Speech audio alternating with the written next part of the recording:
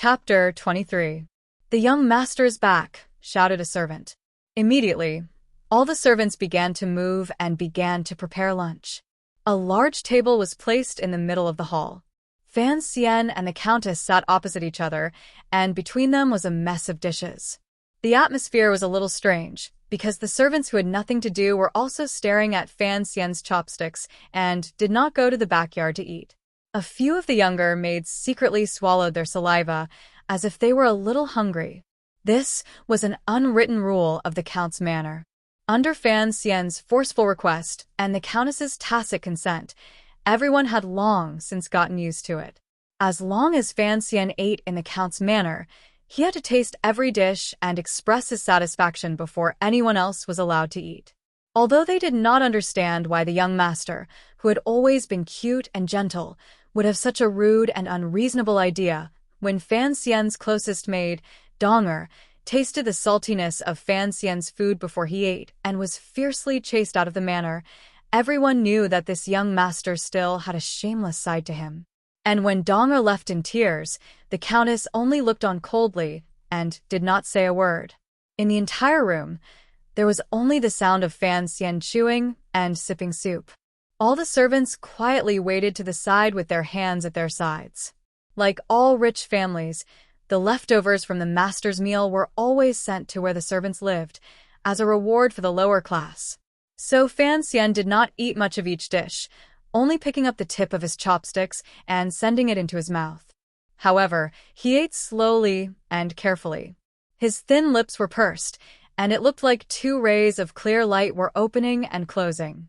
The countess of the countess's countess kept stroking a statue in her hand, her mouth slightly muttering a prayer, but no sound came out. After a long time, Fan Xian finally finished tasting all the dishes. He smiled sweetly, and his eyes shone with a gentle light. He pointed at the stir-fried bamboo wormwood on the table and ordered the servants, "I like this dish." The servants and maids breathed a sigh of relief and hurriedly began to refill the food. Those who did not have any official duties could finally go to the backyard to eat, but another servant went to the kitchen and brought all the stir-fried bamboo wormwood to the hall, placing it in front of Fan Xian. "Grandma, please have dinner." Fan Xian stood and bowed respectfully to the old woman. He then accepted the bowl with both hands and politely placed it in front of the old woman. As for himself, he held a bowl of rice and continuously picked up the stir-fried bamboo wormwood from the plate. As he chewed, a trace of a smile flashed through his eyes. However, that smile on his beautiful face was particularly strange, as if he had finally found something he had been looking for a long time. But for some reason, when the maids who were waiting at the side saw the smile on this 12-year-old boy's face, they thought of the heavy slap that housekeeper Zhou had suffered in the morning, and their hearts felt cold for no reason. "I'll take it back to my room." Fan Xian spoke to the servant girls beside him and then carried the plate of stir-fried bamboo wormwood and a bowl of white rice to his own bedroom in the side courtyard. At this time, the old woman had not yet finished eating, and it was very impolite for a junior to leave the table. But the old woman did not say anything. Back in his room, he took out some vomiting powder and swallowed it. Then he stuck his fingers into his throat and dug with all his might. Finally, he spat out the remains of the food. Not daring to tarry, he took out a few of his own pills from a drawer and swallowed them with clean water. He then circulated his jinqi throughout his body and found that there seemed to be no problem. Only then did he relax. He looked at the stir-fried bamboo wormwood on the plate and smiled bitterly. He then poured it into the toilet bowl behind his bed. There was poison in the food. It was the makuzi that the secret agents of the Overwatch Council often used. The makuzi was a kind of orange-like fruit that grew on the southern island. It was very beautiful, and its flowers had a strange, spicy aroma. The poison was contained within the fruit. Because the juice of the makuzi mixed into the food, it did not easily change the color of the food, and it did not smell abnormal. Instead, it added to the aroma of the food, so it was often used by the secret agents of the Overwatch Council to carry out covert assassinations. Once the poison entered the stomach, it would begin to take effect at night, causing the victim to convulse and die.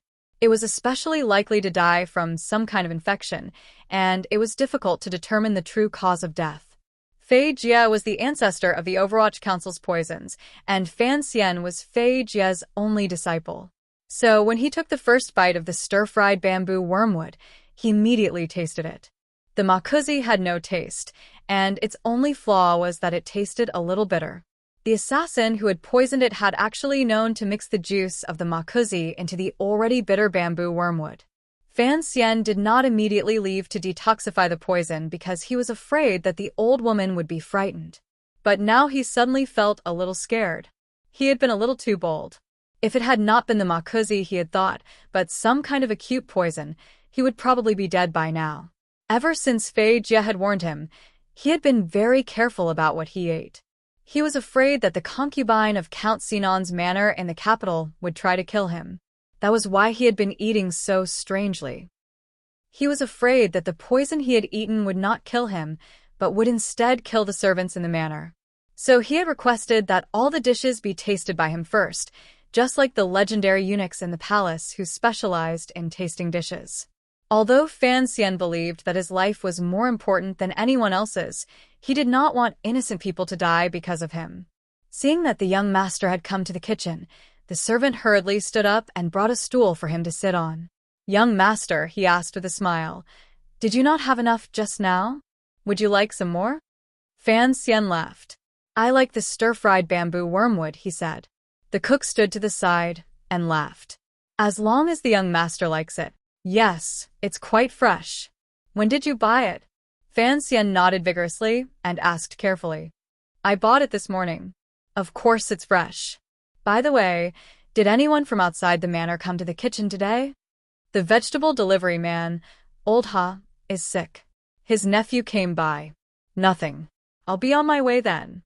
Fan Xian grabbed a piece of bacon from the cook's plate and ate it. As he chewed, he smiled shyly. "Don't tell Granny that I came to the kitchen to steal food." Watching the little boy leave the kitchen, the servants began to talk among themselves. They all said that the Count's illegitimate son was a good person, without the slightest of the bad habits of a powerful family. Except, his eating habits were a bit too much. In a narrow street in Danzhou Harbor, Fan Xian hooked his fingers on the back wall of a building. With a push of his arm, he climbed in like a civet. This was the home of Old Ha, the vegetable delivery man. There were only a dozen or so people in the Count's manor. Aside from a new batch of maids, they were all locals. After so many years, there was nothing to be suspicious about. Although Fan Xian had seen Old Ha before, hearing that he had fallen ill at such a strange time, he knew something was off.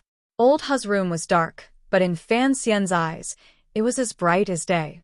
He quietly walked into the room, and his nose picked up the scent of blood. Chapter 24.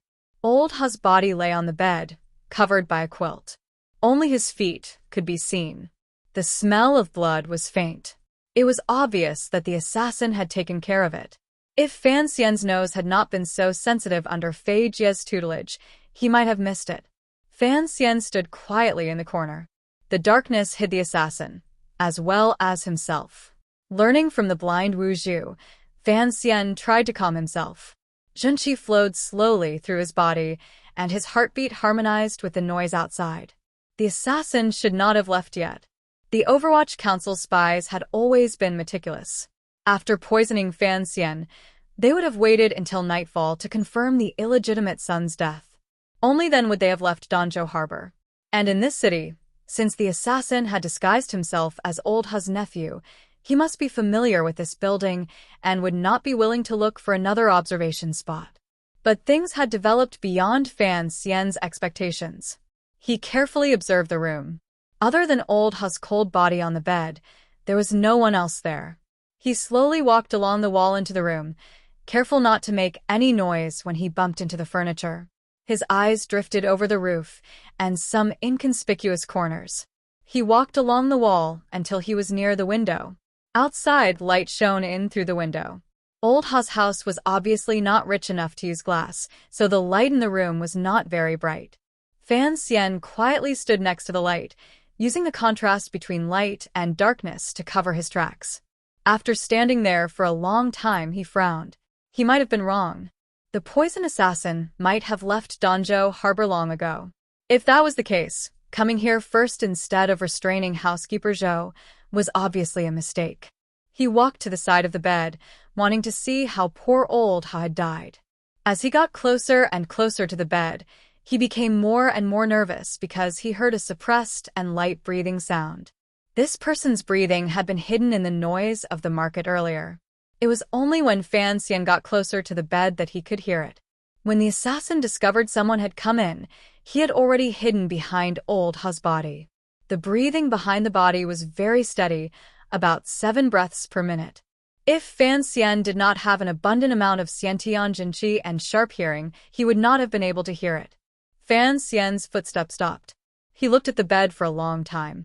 He didn't know if it was a trap. Outside the window, there was still the sound of people peddling their wares, and there was a very faint sound coming from afar. It seemed like a carriage was approaching. He knew that there was a market right in front of the building, and it just so happened that the road became very narrow. It would be difficult for the carriage to pass through, so he held the dagger gently and waited quietly. The assassin was also waiting behind the corpse. He didn't see who had entered the room, but he knew that the intruder was as patient as he was. After a while, he felt that he had underestimated the dangers of Danzhou Harbor. He shouldn't have stayed here and killed anyone who might be able to track him down. He should have left as soon as possible. A carriage slowly made its way through the market. The peddlers on both sides of the road began to curse.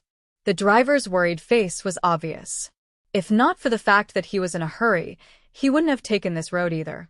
With great difficulty, the peddlers cleared a path. The driver expressed his gratitude to the people around him, then cracked his whip. The carriage moved forward, but it crushed a crate of eggs. The egg peddler was very angry. He pulled on the reins, and the whole market became very noisy. In the small building next to the market, Fan Xian heard the explosion outside. Taking advantage of the noise outside, he quickly lifted his right foot and jumped to the side of the bed. With a flip of his right hand, a slender dagger viciously stabbed into the back of old Ha's body. In that instant, Fan Xian clearly saw the assassin's appearance. His eyes were cold, and his eyebrows were a little messy. He could see that he was not very old, and his appearance was very ordinary. Only his lips were a little thick, and the skin on his cheeks was a little dry. The seemingly unprepared assassin's right hand suddenly moved. A small black crossbow bolt pierced through his sleeve and flew out, heading straight for Fan Xian's face. Fan Xian's feet had just touched the ground, and his right hand was already raised. His chest and abdomen were completely unprotected. The crossbow bolt flew very fast, like a ghostly light. The moment the crossbow rang out, Fan Xian reacted. With the help of Wu Zhu's wooden stick, which was faster than a crossbow bolt, the tip of his foot touched the ground, but he didn't step on it. His heel didn't touch the ground, so he used the strength of his toes to twist his body in the air. Without any leverage, he shifted his body a few inches to the right. The crossbow bolt narrowly missed Fan Xian's left cheek and shot deep into the wooden beam of the roof, with a dull thud.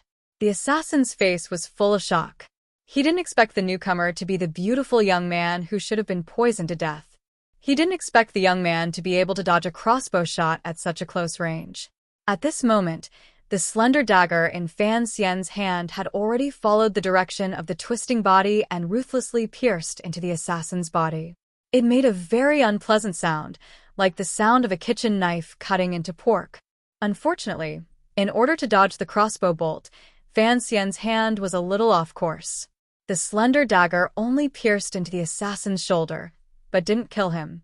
The assassin bounced off the bed like an eel in water. His left hand flashed, and he prepared to give Fan Xian a fatal blow. But the pain in his shoulder and the downward force caused him to involuntarily fall back down. The fingers holding the crossbow let go. When he got up, he was already prepared for the pain in his shoulder, but he didn't expect it to be so severe. Furthermore, the young boy's dagger had actually pierced through his shoulder and stabbed into the bed frame, pinning his body to the ground. The assassin's movements failed, and Fan Xian's left hand quickly grabbed the assassin's throat. The assassin's plain face finally showed the fear of death. His thick lips parted slightly, as if he was about to say something. Fan Xian's heart shrank, and he felt a slight chill. He didn't give the assassin a chance to speak or fight back. He tightened his grip, and with a crack, the assassin's neck was broken. His head tilted to the side, and he died on the spot. His hand was still on the assassin's broken neck for a while. He felt the bones break, and the blood that seeped out gradually grew cold. Finally, he withdrew his hand and began to half-crouch, gasping for breath. Chapter 25. After a long time, Fan Xian finally calmed down. His clothes were stuck to his body in a cold sweat. He retrieved the slender dagger from the assassin's shoulder.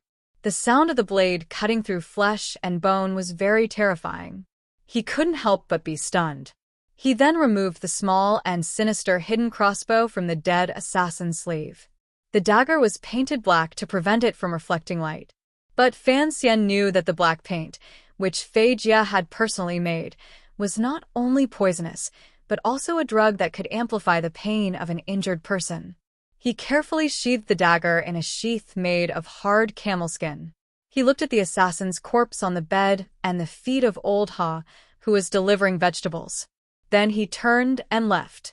He pushed open the door. The blind Wu Zhu was standing quietly at the corner of the stairs. His voice came to him. "What if no carriage comes?" Fan Xian lowered his head and was silent for a long time. He had finally overcome the terrible feeling of killing someone for the first time. He raised his head and smiled. "I will wait for you to come." He still climbed down the back wall. The training he had put into climbing the cliff outside Danzhou Harbor had finally paid off today. Fan Xian's feet touched the ground, and he walked forward. He knew that Wu Zhu would definitely leave him, and if he was in danger again, Wu Zhu would appear again. Walking in the market, he was still silent. His right hand, which hung by his thigh, trembled slightly. He dragged his heavy footsteps to one end of the market and stopped in front of a stall. It was a tofu stall. The stall owner was a woman in her 20s. She had a gentle face and wore an apron. Her hands were white and tender. "Sister Dong."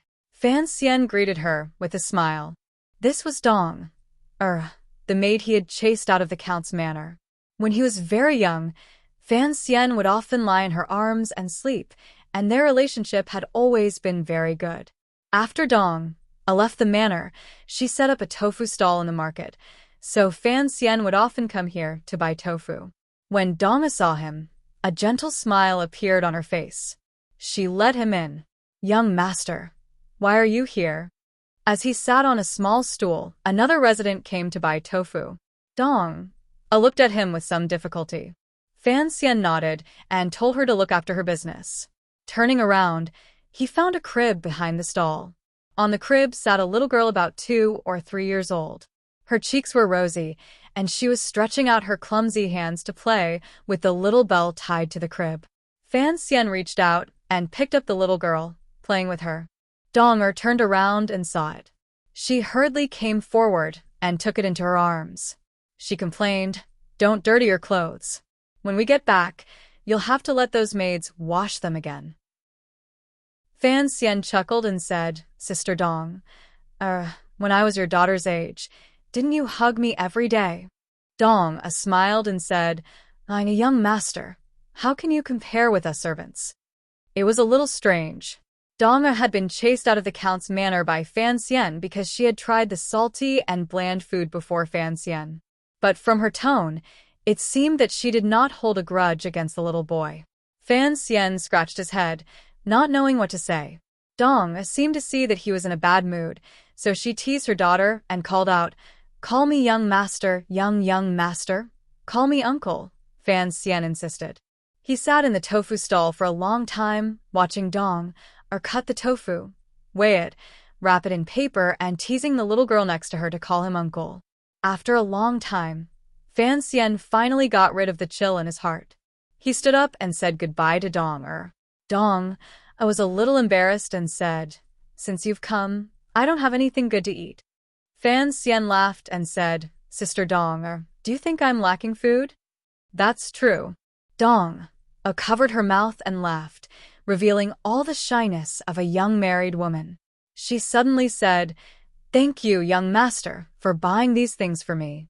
Fan Xian smiled and shook his head.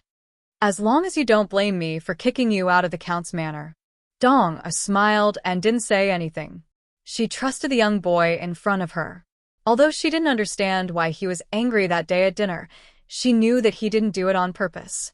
Furthermore, after she left the mansion, the young master would often secretly send her some money. After she married, the family of 3 lived a comfortable life. The reason she came out to open a tofu stall was mainly because she knew that it would be more convenient for the young master to visit her. Fan Xian waved goodbye to Tofu Dong. After he walked out of the market, he turned his head and saw the gentle and beautiful woman carrying the little girl in the water cutting tofu. Her slightly leaning body was still slender and plump. No signs of age could be seen. It was just like how she looked when she held him 10 years ago. Fan Xian found an excuse to kick Dong out of the manor because she was his personal maid. If anything happened to him, she would not be safe either. In Fan Xian's childhood, he had liked this personal maid the most. He liked to lean on her and often fantasized about what he could do when he grew up, but he had forgotten a very important point. As he slowly grew up, so did Dong. This year, he was 12, and Dong was already in her 20s. It seemed that the story of Bao Yu and Qingwen had to be abandoned halfway. "When you were born, I was not born. When I was born, you were already old. You hated that I was born late. I hated that you were born early. When you were born, I was not born. When I was born, you were already old. I hated that we were not born at the same time. I was with you every day." As he fantasized about how much Dong loved him, he hummed a tune as he returned to the Count's manor, trying to make himself believe that he had already forgotten the 2 pairs of dead fish eyes staring at him from the assassin and old Ha. Because he had eaten makuzi, poison mixed with bamboo wormwood in the afternoon, and had broken a man's neck in the afternoon, Fan Xian's appetite was extremely poor. He only ate a little for dinner, then left the bowl and returned to his bedroom. When night fell, he was a little hungry. Alone, he carried an oil lamp to the kitchen. He walked silently, not disturbing any of the servants. Entering the kitchen, he cleanly washed a fish. The kitchen knife danced in his hand like a bird, and in a moment, he had removed the scales and guts. Then, using the skill that Wu Zhu had forced him to use to cut up some shredded ginger, the knife landing on the chopping board without making a sound. Then, he added some vinegar to the small dish that held the shredded ginger. Starting a fire, he boiled water and steamed the fish. Squatting on the floor, he looked at the stove beside him, watching the slowly rising steam. Suddenly, Fan Xian thought of something funny. Because of his mother, teacher Fei Jia and Uncle Wu Zhu were both teaching him how to kill and how to avoid being killed. But objectively speaking, they were also teaching him how to be a good doctor and a successful cook. Chapter 26. 3 minutes later, Fan Xian took out a steaming fish plate and drizzled some expensive soy sauce from the south. The sauce was amber and very beautiful. The steamed fish mixed with the sauce, and the aroma immediately filled the kitchen. He found leftovers from the night before and ate them with the steamed fish, ginger, and vinegar. The next morning, he went to pay his respects to his grandmother. As he did so, a servant came to report that the kitchen had been visited by a thief. Fan Xian immediately understood what had happened and couldn't help but laugh. As he massaged the countess's shoulders, he said to the housekeeper, "I heated up some food last night. Don't be nervous." The servant was dumbfounded. The young master was so young. Why didn't he ask the servants to do something? Why did he have to play with these things himself? If he burned someone, it would be no laughing matter. Fan Xian knew what the servant was thinking. He obediently said to the countess, "I recently found a way to steam fish in a book, so I wanted to try it myself. If it tasted good, I was going to give it to you. I wanted to give you a surprise, so I didn't dare let the servants know. I didn't expect it to alarm so many people. I know I was wrong." His words were reasonable, and most people wouldn't be able to find fault with them. The old mistress was expressionless when she heard this. she said gently. Whatever you do is fine. Just remember to pack up properly no matter what you do. The Countess had always been strict with Fan Xian. She rarely spoke in such a gentle tone, so Fan Xian felt a little uneasy. He felt that his grandmother's tone seemed to reveal a trace of pity for him. Why was that? The Countess softly said, I know what happened yesterday. Housekeeper Zhou wasn't very useful. You went into the kitchen at night and no one noticed. That's really not right. I've already sent him back to the capital. Let that broken family deal with them. Fan Xian was slightly shocked. Only now did he remember that after he returned from killing someone, he had forgotten to deal with housekeeper Zhou. It was clear that the assassin had been able to sneak into the manor and poison it, and he had been so careless. It was indeed disappointing. During the day, Fan Xian was in no mood to read the books sent from the capital. When he left the manor again, he subconsciously passed by the market. Only then did he understand what his grandmother meant when she said, No matter what you do, just remember to tidy up. A corner of the market had already been burned into ruins, but miraculously, it did not affect the neighboring buildings. Only the small building was burnt to a crisp, leaving nothing behind. Fan Xian, who was short, was listening to the conversation from the side. He knew that 2 people had been burned to death in the fire and were beyond recognition. The place that had been burned was the building where Fan Xian had killed people yesterday. Destroy the evidence?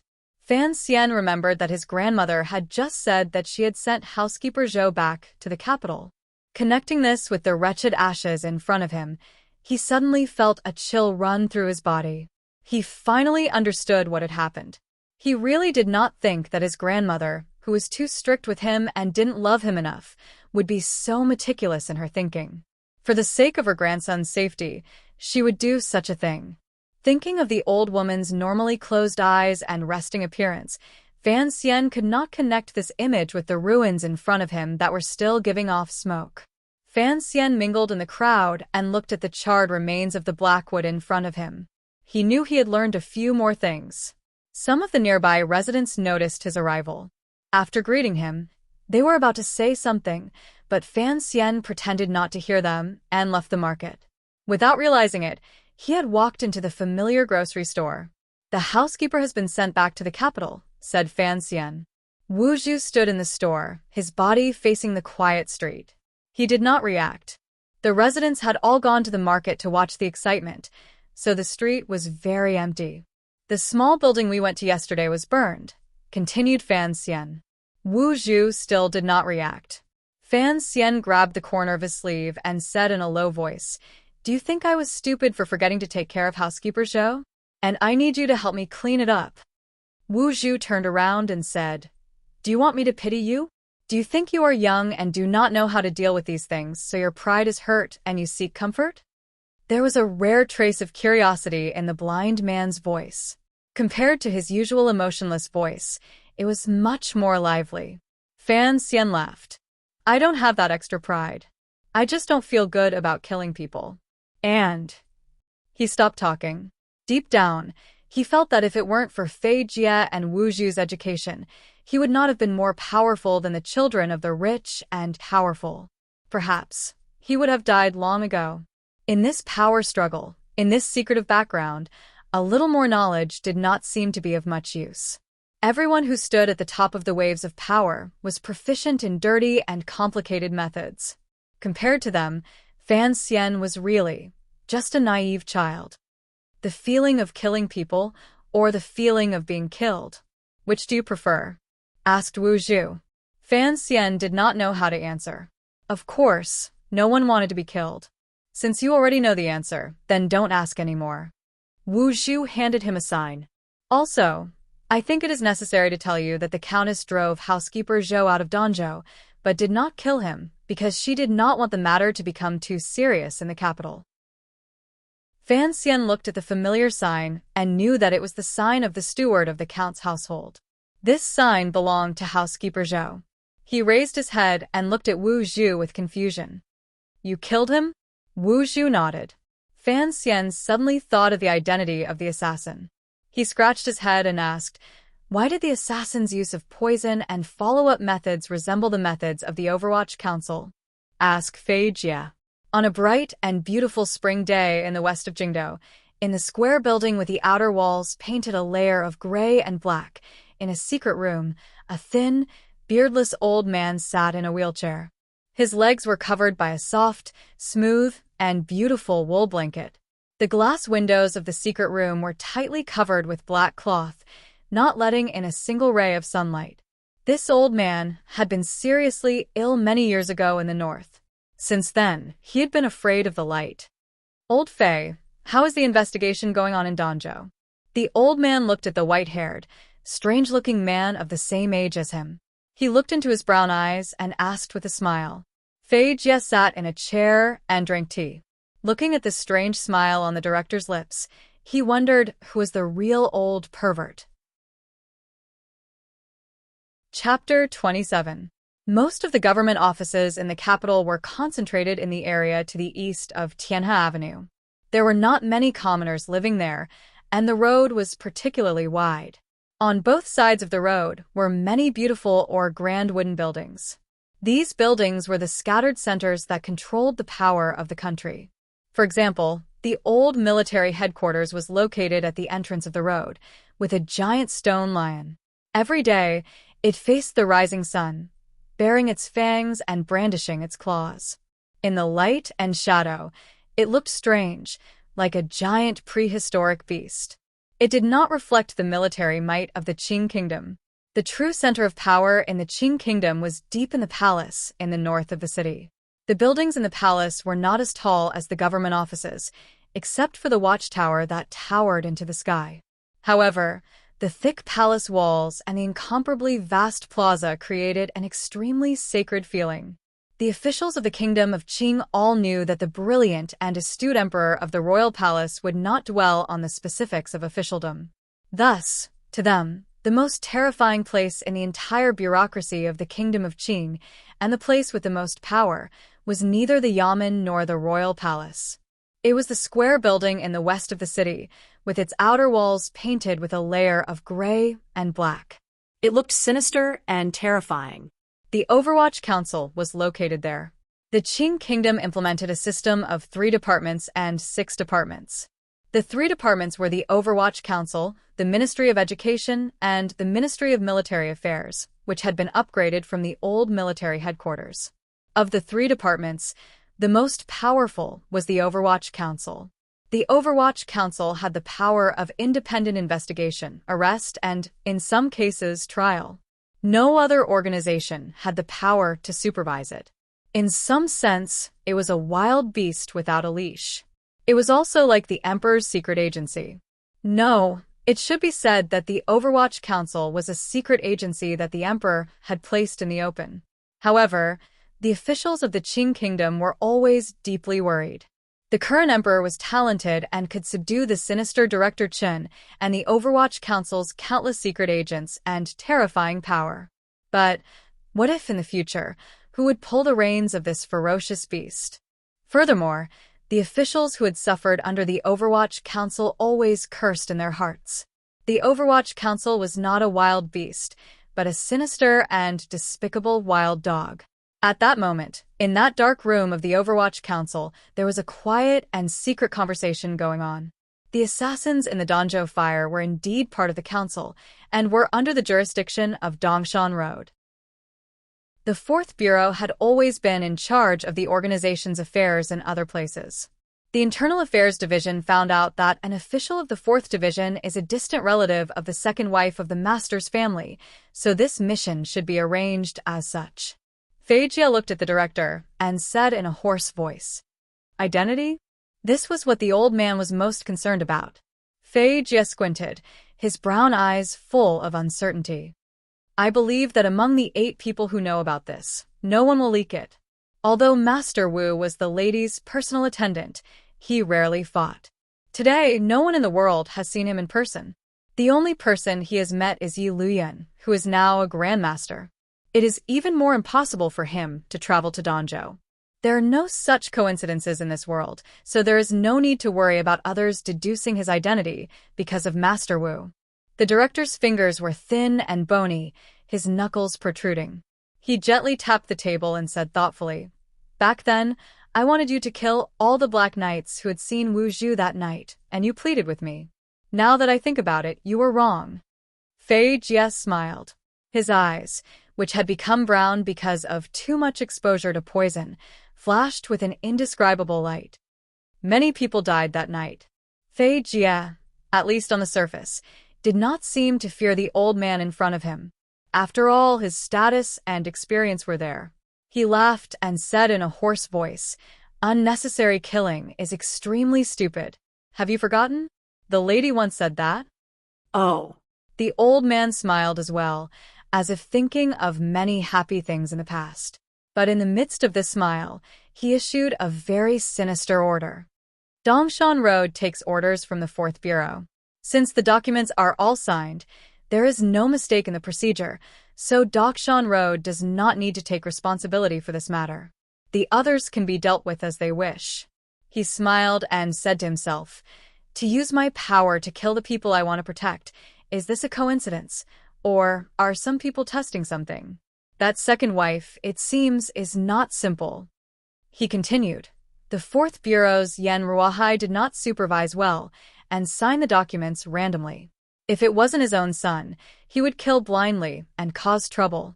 Stop his salary for 3 years and send his eldest son, Yan Bingyun, to the north. He will only be allowed to return when he gets his hands on 2 high-grade goods. Having said this, the director picked up the document that the Ministry of Internal Affairs had already drafted and wrote down the final conclusion. He then signed his name, Chen Pingping. Every time Fei Jie saw the director's shriveled and ugly signature, he wanted to laugh, but he had to hold it in. He knew that this feminine signature would cause the deaths of several high-ranking officials, and it would cause the son of an even higher-ranking official to miserably sneak into the enemy's country. He would only be allowed to return after obtaining particularly valuable information. This was probably even more terrifying than death. The old man laughed self-deprecatingly. "I grew up with Fan Jian. I never thought I would have to worry so much about his family's affairs. Get someone to check if the second madam has any connection with that man." Fan Jian was Count Sinan's name, and he was Fan Xian's father. Fei Jie frowned, and his brown eyes trembled. "Impossible. They must have thought that the baby died long ago." "You misunderstand me. I also believe that they have no way of knowing that Fan Xian is the young lady's son." The director smiled. "His Majesty has always requested that the nobility and civil officials keep their distance from us. Sending you to Danzhou all those years ago was done discreetly, but it was still possible that they would find out. Both the Empress Dowager and the Prime Minister are curious about the relationship between our council and Count Sinan. Those forces hiding in the dark are using the second wife's hand to test us, and Sir Fan's reaction to this matter. It is only right that we do not overreact. Do you understand?" Fei Jie suddenly had a suspicion. Regarding the assassination in Danzhou, perhaps it was because the director had purposely leaked some information. The old man pushed his wheelchair to the window, lifted a corner of the black cloth, and looked out. "Also, regarding the matter of the chest, whether or not Wu Zhu is telling the truth, it is fine as long as it does not fall into the hands of our enemies in the north. It is a pity that we do not know how big the chest is or what it looks like."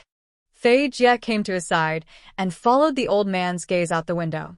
"When I go to hell, come play mahjong with me as soon as possible," Director Chen said with a smile. Fei Jie knew that the director was not as old as he appeared. "I am a good man," he said with a smile. "One day, I will go to heaven." A black shadow floated out from the corner of the secret room like the wind. It pulled down the black cloth, blocking the overly strong sunlight from shining on the old man's body. This person's movements were soundless. It was the master who had killed the staff-wielding sorcerer outside the capital many years ago. Fei Jie pointed to the black shadow. "I reckon he will come to play chess with you." Outside the window, the sun shone brightly. In the distance, the glazed tiles of the palace's halls shone with a deep golden light. As pedestrians passed by the entrance of the Overwatch Council, they unconsciously took a detour to the opposite side of the street, as if afraid of being contaminated by the gloomy atmosphere. At the entrance of the Overwatch Council was a wide stone tablet. On the tablet were a few sentences painted in gold. I hope that the people of the kingdom of Qing will become uninhibited people. When abused by others, they will have a heart that will not yield. When attacked by evil, they will have a heart that will not be frustrated. When wrongdoing occurs, they will have a heart that will not be afraid to correct. They will not suck up to wolves and tigers. It was signed with 3 words, Yi Qingmei. No one knew who Yi Qingmei was, but all the citizens of the capital knew that when the Overwatch Council was established, this stone tablet had been erected there. It always shone with a golden light, resonating with the golden eaves of the palace in the distance. It seemed to hide all the darkness in those 2 buildings. Vote, vote, vote. Chapter 28. After experiencing an undercurrent of unrest, Danzhou Harbor quickly regained its peace. No one paid any more attention to the relationship between Old Ha, who had been burned to death, and the other corpse in his building. As for the cause of the fire, the government did not give any explanation, and the ignorant commoners did not have any interest in the cause. Danzhou Harbor had always been a safe place. Under the strict control of the civil protection system, the criminals and adventurers who roamed the northern part of the kingdom of Qing had no way of gaining any profit here. In addition, because the emperor had shifted the focus of trade to the south, he had exempted the 7 counties near Danzhou from taxes. Although it could not immediately make the people rich, it could at least ensure that every family had some surplus food. There would no longer be a refugee riot like 30 years ago because of the famine. Although Danzhou Harbor was next to the sea, it was not affected by the volatile nature of the sea. The people in the city were very gentle, so when faced with the most distinguished family in the city, the count's manor, they always showed the appropriate amount of respect and caution. Even though everyone knew that Fan Xian was an illegitimate child, they still called him young Master Fan, trying to suppress the slight disdain they might have felt for him. This was where Fan Xian's pain lay. In this life, other than showing off his talent as a spoiled brat in front of the ill-fated housekeeper Zhou, he had never had the opportunity to play this role again. Walking on the streets of Danzhou Harbor, some people were friendly to him, some were respectful, but no one provoked him. The Jin Qi in his body slowly accumulated, strengthening his meridians. Most of the Jin Qi that had been lost to the snow-capped mountain behind his back was quiet, and he did not know what use it was there. In this life, Fan Xian had always played the role of a steady and knowledgeable youth. But after living like this for so long, he always felt a little stifled. Moreover, after knowing that he was strong enough to kill an assassin, he looked forward to doing something heroic, standing up for justice and saving a beautiful woman. But Danzhou Harbor was peaceful, too peaceful. The study was lit with calming incense, and the faint fragrance was soothing. Fan Xian held a delicate brush in his hand, and on the rice paper that was cut to the size of 4 palms, he wrote earnestly. Nowadays, the literary world was divided into the modern school and the ancient school. When it came to using brushes, there were also those who used a goose feather and those who used a brush. From a more convenient point of view, using a goose feather might be better, so the various yamen in Jingdo usually used this kind of brush, including when Fei Jie was teaching in Danzhou. However, the craft of sharpening the nib of a quill required a truly skilled master. The nib would easily deform if used for a long time, so it would not be easy to promote it. Fan Xian preferred a writing brush. First, he felt that since this world happened to use square characters, the words written with a writing brush would, of course, be more beautiful. He decided to practice his calligraphy so that he wouldn't embarrass himself in the future. On the other hand, he believed that a story like the one he was writing now must be copied slowly with a brush and beautiful small regular script to show respect. His personal servant girl, Cici, used 2 slender fingers to hold a piece of ink and slowly and evenly ground it clockwise in the inkstone. Her eyes fell on the paper in front of the young master, and on it was written, "Saw Jining alone in the room washing tea bowls." Qin Zhong ran over and kissed her. Jining anxiously stamped his feet and said, "What is this? If you do this again, I will scream." Qin Zhong begged, "Good man, I am dying of anxiety. If you don't comply today, I will die here." "Jining, what do you want?" "I will only comply when I get out of this prison and away from these people." Qinzhong. That is easy, but distant water cannot quench present thirst. Cece glanced at the unbearable content written on the paper and couldn't help but blush. How can this Jining be so shameless? Fan Xian heard the servant girl's angry voice and raised his head curiously. He asked with a smile, "Sister, why do you say Jining is shameless?" When he was in the room or somewhere no one was paying attention, he would always call the head servant girl's sister. This habit had continued since Dong. The servant girls couldn't dissuade him, and the old mistress didn't care, so they could only let him be. After all these years, he had long gotten used to it and didn't think it was strange. Cece's blush spread out like the morning clouds. It was very beautiful. She explained in a low voice that none, her words and actions are too impetuous and frivolous. But, young master, what is a nun? And what kind of place is the Mantu nunnery? Fan Xian chuckled, thinking that when he wrote about Qinzhong and Jining's illicit relationship later, she would probably feel that he was really impetuous. But when he heard Cece ask what a nun was, he remembered that there was no Buddhism in this world. Naturally, there were no monks and there were no female monks. He scratched his head with his empty hand, not knowing how to explain. After a long time, he forced out a sentence. Nuns are like ascetic monks, and the Mantu nunnery is like a temple. Hearing his explanation, Cece was shocked. Young master, you don't dare to write nonsense. The temple is located in the misty sky. It has always been compassionate to the people of the world, and it doesn't meddle in worldly affairs. How could it be such a dirty place? Fan Xian didn't explain to her. He smiled and said, I know. I'll just be careful when I write. After writing a few more sentences, he thought of something and had Cece leave.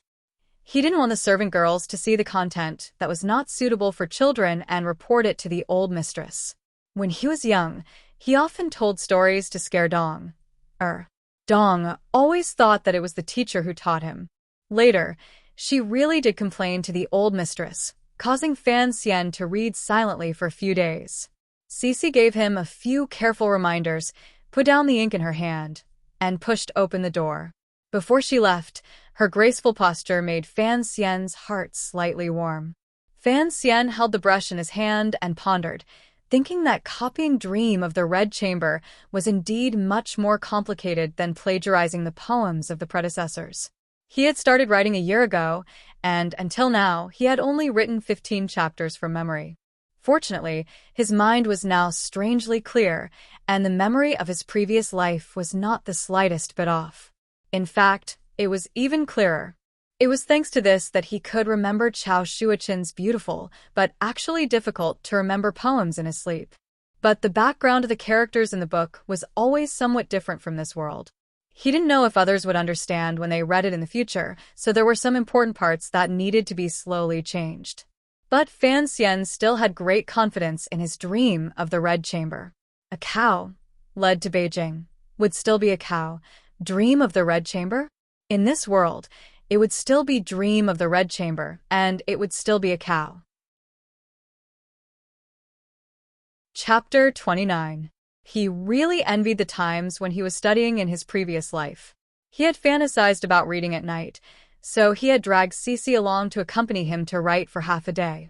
Smelling the incense in the room, the fragrance of a woman's body, and the soft brush tip touching the paper, he enjoyed the wonderful feeling of tranquility.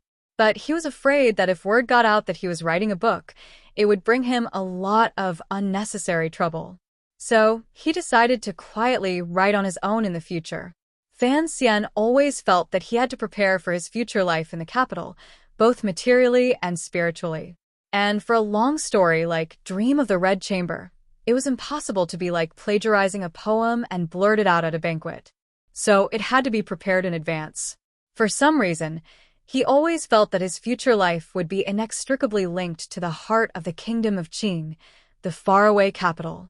Perhaps it would be his father, who was a high-ranking official in the court, or perhaps it would be the silly little girl in his mind, or perhaps it would be his mother who he had never met, but was always curious about. He thought for a while, then put pen to paper and finished writing about the unspeakable things about Bao Yu and Qin Zhong'er. When the ink dried, he put it in an envelope, ready to mail it to Fan Roro in the capital.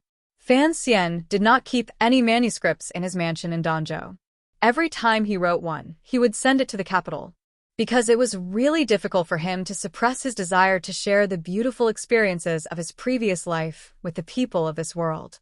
It was like someone who possessed the most beautiful jade in the world, one that no one had ever seen before, and hid it under his bed for many years.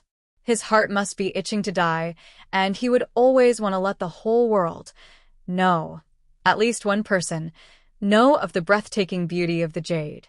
A collector who kept a famous painting for a lifetime and never showed it to anyone. If he was not a pervert, then he was a thief who stole the painting. And Fan Xian knew that he was definitely not a pervert. Although he was indeed a thief, the wonderful thing was that no one in the world knew about it. So Fan Xian completely ignored Fan Roro's age and sent her the manuscripts every month. He told her that the story was called Story of the Stone, and that it was written by a man named Chao Shuochen, whom he had met by chance. Every month he would get a few manuscripts from him to share with his sister, and so on.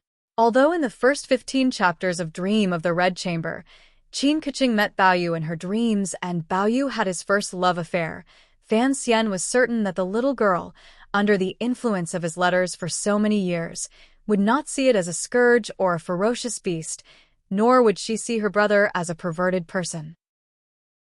Sure enough, when Fan Roro received Grandmaster Chao's writing, she read it ignorantly and chewed it as if it was a peony. She slowly tasted some flavor, especially after she saw Dayu enter the mansion. She began to feel good. Every month, she would write letters to her brother urging him to ask more from Grandmaster Chao. When Fan Xian received the letter, he couldn't help but feel depressed. Now that the manuscript was gone, he couldn't update it too quickly. In the future, when he copied 70 or 80 chapters, he would still end up as a eunuch. After finishing his task of plagiarizing for the day, Fan Xian began to read as usual. There were many miscellaneous books in his study, all of which had been sent by the Count in the capital. Every time he thought of this, his impression of his father, whom he had never met, would change. At least his father knew what was most important in the process of a person's growth. In a country without AV or scams, the only way Fan Xian could distract himself from his boring life, other than playing hide-and-seek with the powerful Jinqi in his body every day and making the maids blush in embarrassment, was to read the miscellaneous books in the study. The contents of the books covered a wide range of topics, from farming to the laws of the kingdom of Qing. There was nothing that was not covered. There were also some scriptures from this world, which filled the entire bookshelf like bricks. Fan Xian had made this bookshelf according to the style he had in mind. It was a very simple design. Each layer was filled with rue grass from Yaozhou. This grass was the best at preventing moths from corroding books.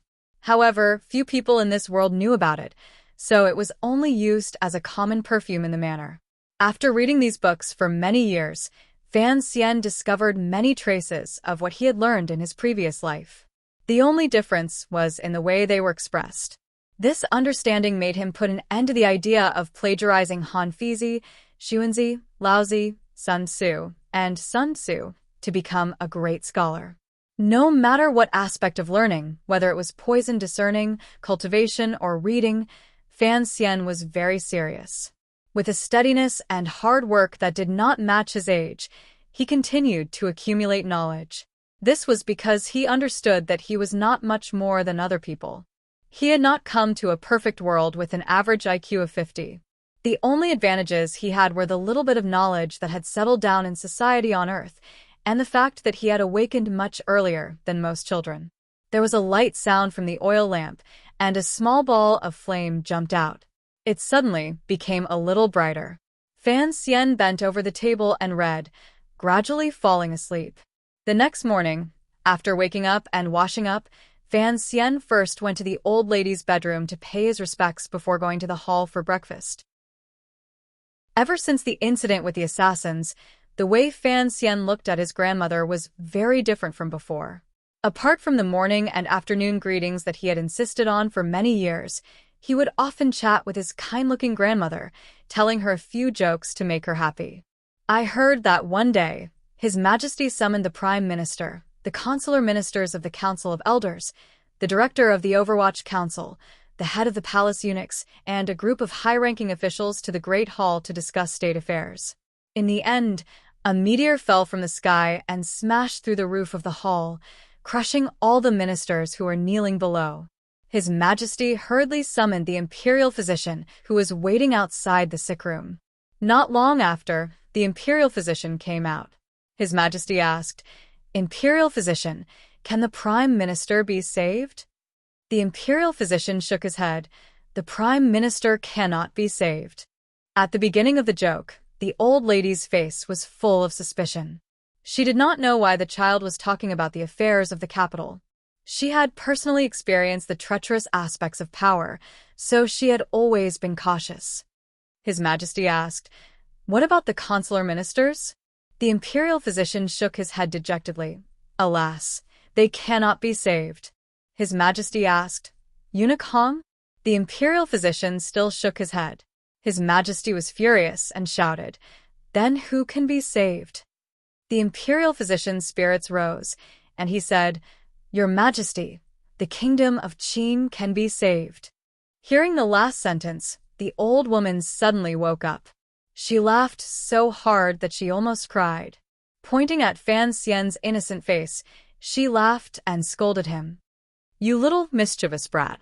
If this was in the capital, you'd be arrested by the Overwatch Council for this joke." Chapter 30. Although the kingdom of Qing was unparalleled in power, it could not completely eliminate the evils of the court. In the hearts of the common people, the most treacherous officials were the Prime Minister, the Consular Minister, and the head of the eunuchs, Eunuch Hong. Of course, the director of the Overwatch Council was also notorious, but Fan Xian could not bring him into the mix because of his relationship with Fei Jia. This joke was actually derived from a joke about the political situation in Taiwan in his previous life. Fan Xian had written it to his sister in a letter, and it had amused her greatly. Today, he told his grandmother about it, and the seemingly muddle-headed, but actually very shrewd, old woman laughed uncontrollably. Having amused the most powerful woman in Danzhou Harbor, Fan Xian reported to his grandmother that he would be going out for a while. His grandmother rarely interfered with his affairs and had already returned to being as calm as an ancient well. She only lightly grunted in acknowledgement. After leaving the manor, Fan Xian thought of his grandmother, who had grown closer to him, and felt gratified. After all, his grandmother had taken care of him in every possible way. Thinking of this, he could not help but recall a rumor. He had heard that the Fan family had always been a prominent family in the capital, but his father, Count Sinan, was a distant concubine with few children, so they were often bullied. Not long after his grandmother gave birth to Count Sinan, she entered King Cheng's manor and became a wet nurse, something that most noble families would never do. Coincidentally, the previous emperor didn't have any children, so after he died young due to having too much sex, one of the two imperial princes who were most likely to inherit the throne was assassinated by a Northern Wei assassin, and the other was assassinated by someone sent by the previous prince who had already been assassinated. Damn. In short, after such a complicated and absurd process, that unremarkable throne that could easily cause one to bleed while sitting on it was pushed under the butt of King Cheng, who had always been cautious and self-restrained. King Cheng was the peaceful emperor for a few years. When the time came, he ascended to heaven, and the throne was passed on to the current emperor. Under the emperor's leadership, the entire kingdom of Qing conquered the barbarians to the west and Northern Wei to the north. Finally, the world was in chaos, and the once powerful Northern Wei fell apart. It became Northern Qi, a few small vassal states, and the city of Dongyi, which had always been uninvolved. Regarding the emperor, there was nothing more than the weight of his martial arts and literary achievements in the annals of history. The current emperor of the Kingdom of Qing could be considered the best since the founding of the Kingdom of Qing in terms of martial arts. Thus, a group of ministers had long ago submitted petitions asking the emperor to go to Diyu Mountain to pray for blessings on his behalf. But for some reason, the emperor had refused and had even beaten a few sycophantic ministers who believed that the emperor was merely fishing for praise and retreating in order to advance. The old woman in Count Sinan's manor was the wet nurse of this decisive and powerful emperor who had always been hidden in the depths of the palace. A few years ago, Fan Xian had always had some doubts about his father. Count Sinan's secret power was at odds with his current position in the capital, and yet he was able to make Fei Jia of the Overwatch Council his teacher. But now that he knew that his grandmother was the emperor's wet nurse, his doubts were immediately dispelled. His father, Count Sinan, was somewhat similar to the Jiangning weaver Chao Yin from before the reign of Kangxi in his previous life. Chao Yin's mother, Lady Sun, was Kangxi's nanny, so from then on Chao Yin was favored by Kangxi for the rest of his life. Although he was only a small official, he held the power to report secret memorials. When Kangxi toured the south, the Chao family received him at home several times. Who in the entire Jiangnan officialdom did not fear him. Even in Kangxi's later years, when Chao Yin was investigated for having run a deficit in the national treasury, Kangxi delayed and exempted him for the sake of their old friendship. It was not until after Chao Yin's death that their relationship became distant, and the Chao family fell into misfortune. Thus, Chao Shuichen went to Beijing at the age of 18, and there was Dream of the Red Chamber. Only then could Fan Xian plagiarize Dream of the Red Chamber. Mr. Chao, it seems that although we live in two different places, we are indeed of one heart. This book of mine is quite fitting. Fan Xian thought of his family's situation similar to the Chao family's and couldn't help but smile. He lightly flicked the envelope with the 10th chapter of Story of the Stone in his hand and walked out of the manor. On the cliff by the sea, Fan Xian closed his eyes and meditated. His entire body entered a very mysterious feeling. Because he had been a passive materialist in his previous life, he was able to be entangled with this tyrannical Jinqi in this life. He had a dreamlike feeling. It was somewhat similar to falling in love. Falling in love always had its ups and downs, and the tyrannical Jinqi he cultivated made him feel both happy and sad at the same time.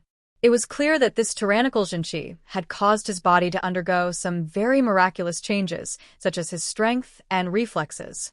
But often it would not listen to him, and it would always put him in danger. These past few years, because Wu Zhu had hammered him, the Jinqi had become much more well-behaved. But today was a dangerous juncture, because today was the last day of training in the tyrannical scroll. Wu Zhu stood quietly to one side, watching Fan Xian sit cross-legged with his palms facing the sky. His hand held the ordinary-looking wooden stick neither too tightly nor too loosely. With a thought, the Jinqi that had been accumulated in his dantian began to slowly circulate. Under the guidance of his divine sense, it followed the meridians of his chest and abdomen and dispersed in all directions. The Jinqi that escaped from the qi acupoints sank into the snowy mountains of his kidneys, just as it had done for the past 10 years. There was no trace of it left. But the rest of the Jinqi still maintained a strong amount, rushing through his meridians like countless small heated knives, carefully scraping the soft walls of his meridians. Fan Xian's whole body trembled, and cold sweat soaked his clothes. His eyes were tightly shut, and his long eyelashes trembled incessantly. He was enduring the incomparable pain. He had cultivated the tyrannical scroll for 12 years, and even the most difficult stage of entering the tyrannical scroll, he had easily passed it by sleeping. Since then, there had been no more difficult areas. Who would have thought that breaking through the first scroll would be so difficult? The Jinqi was still rampaging through the meridians of his chest and abdomen, constantly scouring the meridians. This kind of sharp scouring could widen the meridians and increase the speed of the Jinqi circulation, but it was accompanied by a huge destructive power. The power that could widen the invisible meridians brought pain to the divine sense, and it was not easy to endure. Fortunately, 12 years of hard training had made the strength of Fan Xian's meridians very sturdy, so the Jinqi did not overflow the walls of his meridians and cause unimaginable tragic consequences. And with the help of his strange life of 2 lives, his mental strength was much stronger than the average person's. It seemed like a long time had passed. In fact, The morning sun on the eastern sea had just left the embrace of the sea not long ago. It stopped horizontally in the distance, emitting a warm red light. It shone on the cliff, reflecting two lonely figures, one standing and one sitting. The Jinchi flowed against the flow, and that vast and ruthless aura finally broke through the obstruction of the meridians in his body. It went straight from the chi acupoint to the sky, and like a large knife, it fiercely chopped toward the center of Fan Xian's forehead. In the red sunlight, Fan Xian felt as if he had been struck by lightning. He raised his head and looked at the sky above his head. His mouth was wide open, but he could not make a sound. Chapter 31. Take off your clothes. The wooden stick in Wu Zhu's hand struck Fan Xian's head with a loud bang. At that moment, the Jinchi in Fan Xian's forehead was rushing toward the ceiling. He could vaguely see a bright light in his spiritual sense, especially the top of his head, which had turned into a rainbow color.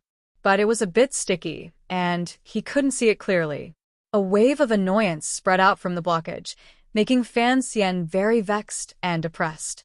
He could only raise his head to the sky, wanting to feel better. At that moment, the Jinchi in front of his forehead was struck by Wu Zhu's stick. The rod struck his body, but it was more like striking the depths of his soul, making his mind explode. It was as if the dark clouds in the sky above his head were split apart by a bolt of lightning, and the clear and beautiful sunlight sprinkled down just like that. Take off your clothes. This was a passage from the 5 classics of Qing, the old sayings. It was said that one of the 4 great grandmasters of the present day, Ku He's great-grandmaster, Zhen Chen, had once been taught by Meng Tian. When he was enlightened, he shouted that the human body was like a sweatshirt. Only by taking it off could one achieve great things. And in the books that Fan Xian had read in his previous life, Buddhism also spoke of the way of discipline. Zen master Qingyuan once said, "Only when the sweatshirt is taken off will one know the way of discipline be foolishness." So when Fan Xian heard Wu Zhu's words, he understood what it meant. The passage above his head had been cleared, and the sky was shining down. His mind was clear again, and he focused on his internal organs. He treated all the pain in his meridians as if it were inflicted by the heavens and others, and had nothing to do with him. To let go of all the attachments in life, to let go of all the sensations in the body, was just the right state of mind for the final stage of the scroll of domination. The qi of the heavens and the earth could not be contained by a single person's body. Only by abandoning one's own body and connecting oneself with the qi of the heavens and the earth, becoming a part of nature, could one draw upon such violent and untamable jinqi. The jinqi in Fan Xian's body gradually calmed down. The passage above his head had been opened, and the gentle but vigorous jinqi flowed through it, then flowed down the pillar behind him, directly into the snow-capped mountain. What was even more amazing was that the snowy mountain, which had always been as calm as the sea, had undergone some small changes today. Some vital energy began to seep out and replenish his dantian. In this way, the circulation of vital energy in his body was finally unobstructed, forming a perfect circular channel that faintly resonated with the external environment. After a long time, Fan Xian woke up in a daze. A puddle of dirty water had long since seeped out of his body. It was black and smelly. He looked at Wu Zhu, who still had a cold expression on his face, and gave a weak smile. He smiled bitterly and said, "Thank you, uncle. It's just that your blow was really vicious." At this moment, although his body felt weak, his spirit was very vigorous. He closed his eyes to examine the condition of his body and familiarize himself with the new flow of his true qi. He felt that although the originally violent true qi was still strong, it was clearly not as dry as before. It circulated more freely and freely. Fan Xian sighed. He had never imagined that he would finally be able to practice jinqi, which he had only seen in wuxia novels in his previous life. An indescribable feeling filled his mind, and he subconsciously slapped his right hand to the side. There was a muffled sound, like a rag being cut open by a red-hot iron wire. A shallow palm print appeared on the ground, the edges very smooth. Fan Xian raised his right hand and looked at it, then lowered his head to look at the palm print on the stone. He measured its size, confirming that he had casually slapped it. After staring blankly for a long time, he finally came to his senses and sighed. It really is amazing. Zhenqi overflowed. It will be fine in a moment, Wu Zhu said beside him. Uncle, didn't you say that you had never practiced Zhenqi before, so you didn't know how to teach me? I've seen others practice it, so I know what to do today. So you've never eaten pork, but you've seen pigs run. Fan Xian suddenly felt like he was scolding himself. He smiled and continued. That was really dangerous. If it weren't for that blow, I'm afraid I would have become a vegetable again. What is a vegetable? Wu Zhu asked calmly. Fan Xian looked up at the sky, his mind wandering, ignoring him. He immediately realized that the blind Wu Zhu was also an empiricist. Then, what if that blow didn't knock him out, and instead knocked him unconscious? The violent Zhenqi in his body would run amok, turning his internal organs into a mess. Shuddering, he shook off this incomparably terrifying association. Looking at the vast sea in front of him, his heart felt at ease. Now that he had achieved the first stage of his cultivation method, he was secretly excited and finally got rid of the gloomy mood from the assassination incident a few days ago. These past few days, Fan Xian had not understood why the assassin would actually use poison. When Fei Jie came to teach him how to recognize and detoxify poisons, did he really know that this day would come? That was a little too far-sighted and farsighted. Also, that second aunt was too daring. Even if she had the support of some noble family in the capital, using the method of poisoning was equivalent to saying that she did not care about grandmother's life. That old woman was the emperor's wet nurse. Did his father in the capital not notice this at all? As he pondered these questions, he heard a song coming from the cliff in the distance. This cliff was close to the sea, far away from Danzhou. Behind the cliff was a barren land, and in front of the cliff was a forest of rocks. Fishing boats could not get close, so it was very quiet. It was for this reason that Wu Zhu chose to teach Fan Xian a killing technique. So hearing the song today, Fan Xian could not help but feel puzzled. Although he was nervous, he did not lose his composure. Carefully lying on the cliff, separated by a rock, he looked in the direction of the song. As far as his eyes could see, in the raging waves, a small boat was traveling among the black rocks. The black rocks were faintly discernible in the white foam, and the boat swayed leisurely among them. It looked as if it could crash into the rocks at any moment and break into pieces. But just like that, the small boat was able to move forward with ease. There was a man sitting on the boat, wearing a bamboo hat. The song came from his mouth. The waves only bloom for a moment, but they are no different from rocks that have lived for thousands of years. The same goes for the flowing clouds. The song was gentle, but it could be clearly heard above the roar of the waves. Hearing this song, Fan Xian thought of the famous line from his previous life, Satonori Matsunaga, praising the morning glory.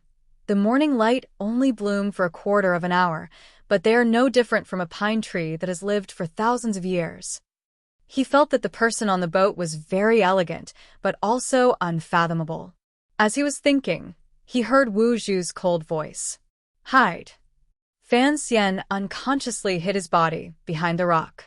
He felt a black shadow flash past him, and then he watched in horror as Wu Zhu jumped off the cliff, which was hundreds of feet high. Chapter 32. Before he had cultivated the tyrannical Zhenqi, he would never have believed that a human body could be harder than stone. But after his palm left a palm print on the stone, he gave up on that idea. Still, he did not believe that someone could jump off a cliff hundreds of feet high and come out unscathed, especially without slowing down in the process. Wu Zhu helped him overturn that idea and at the same time gave him a great shock. It turned out that the true strength of this world's superpowers was so terrifying. The black cloth covering Wu Zhu's eyes turned into a strange and beautiful black thread as he fell at high speed. His body was like a lightning-fast arrow, stomping toward the small boat. He did not use any lightness skills. He simply allowed the gravity of the earth to pull him down. Over a distance of hundreds of feet, he continued to accelerate. By the time he reached the bow of the boat, he had reached a speed that would leave anyone dumbfounded. His body cut through the air, moving even faster than the wind. It made a terrifying buzzing sound. The power he carried with him reached the boat before his body, and he suddenly tore off the singer's bamboo hat.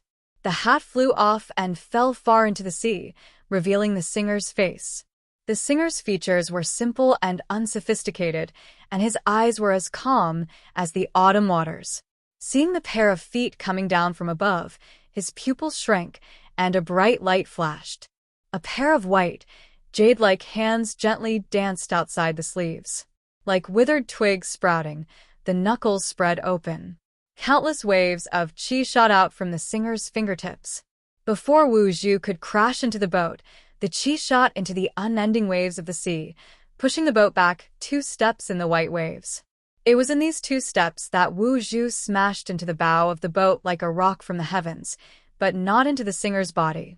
Before the sound of the wind had even arrived, Wu Zhu's feet had already landed on the front of the boat. This kind of power from the heavens was not something a small boat could withstand. There was a loud crash. The entire boat was pushed into the sea by this great force. Its stern rose up high, and it quickly plunged into the sea. The singer was thrown into the air by the recoil. He spread his hands in the air, looking a little embarrassed. Water splashed everywhere as the bow of the ship was shattered by the powerful impact and sank to the bottom of the sea. A black shadow broke through the surface of the water. Amidst the splashing water, it followed the fluttering singer in the air. In an instant, its finger was like a sword, ruthlessly stabbing towards the singer's throat. The singer crossed his hands. His sans hoe was like the beams of a house, stable and beautiful. He barely managed to block Wu Zhu's killing blow. A series of light explosions rang out in the air. This was the result of the collision between the 2 forces. It was unknown how many moves these 2 peerless experts had made in such a short period of time.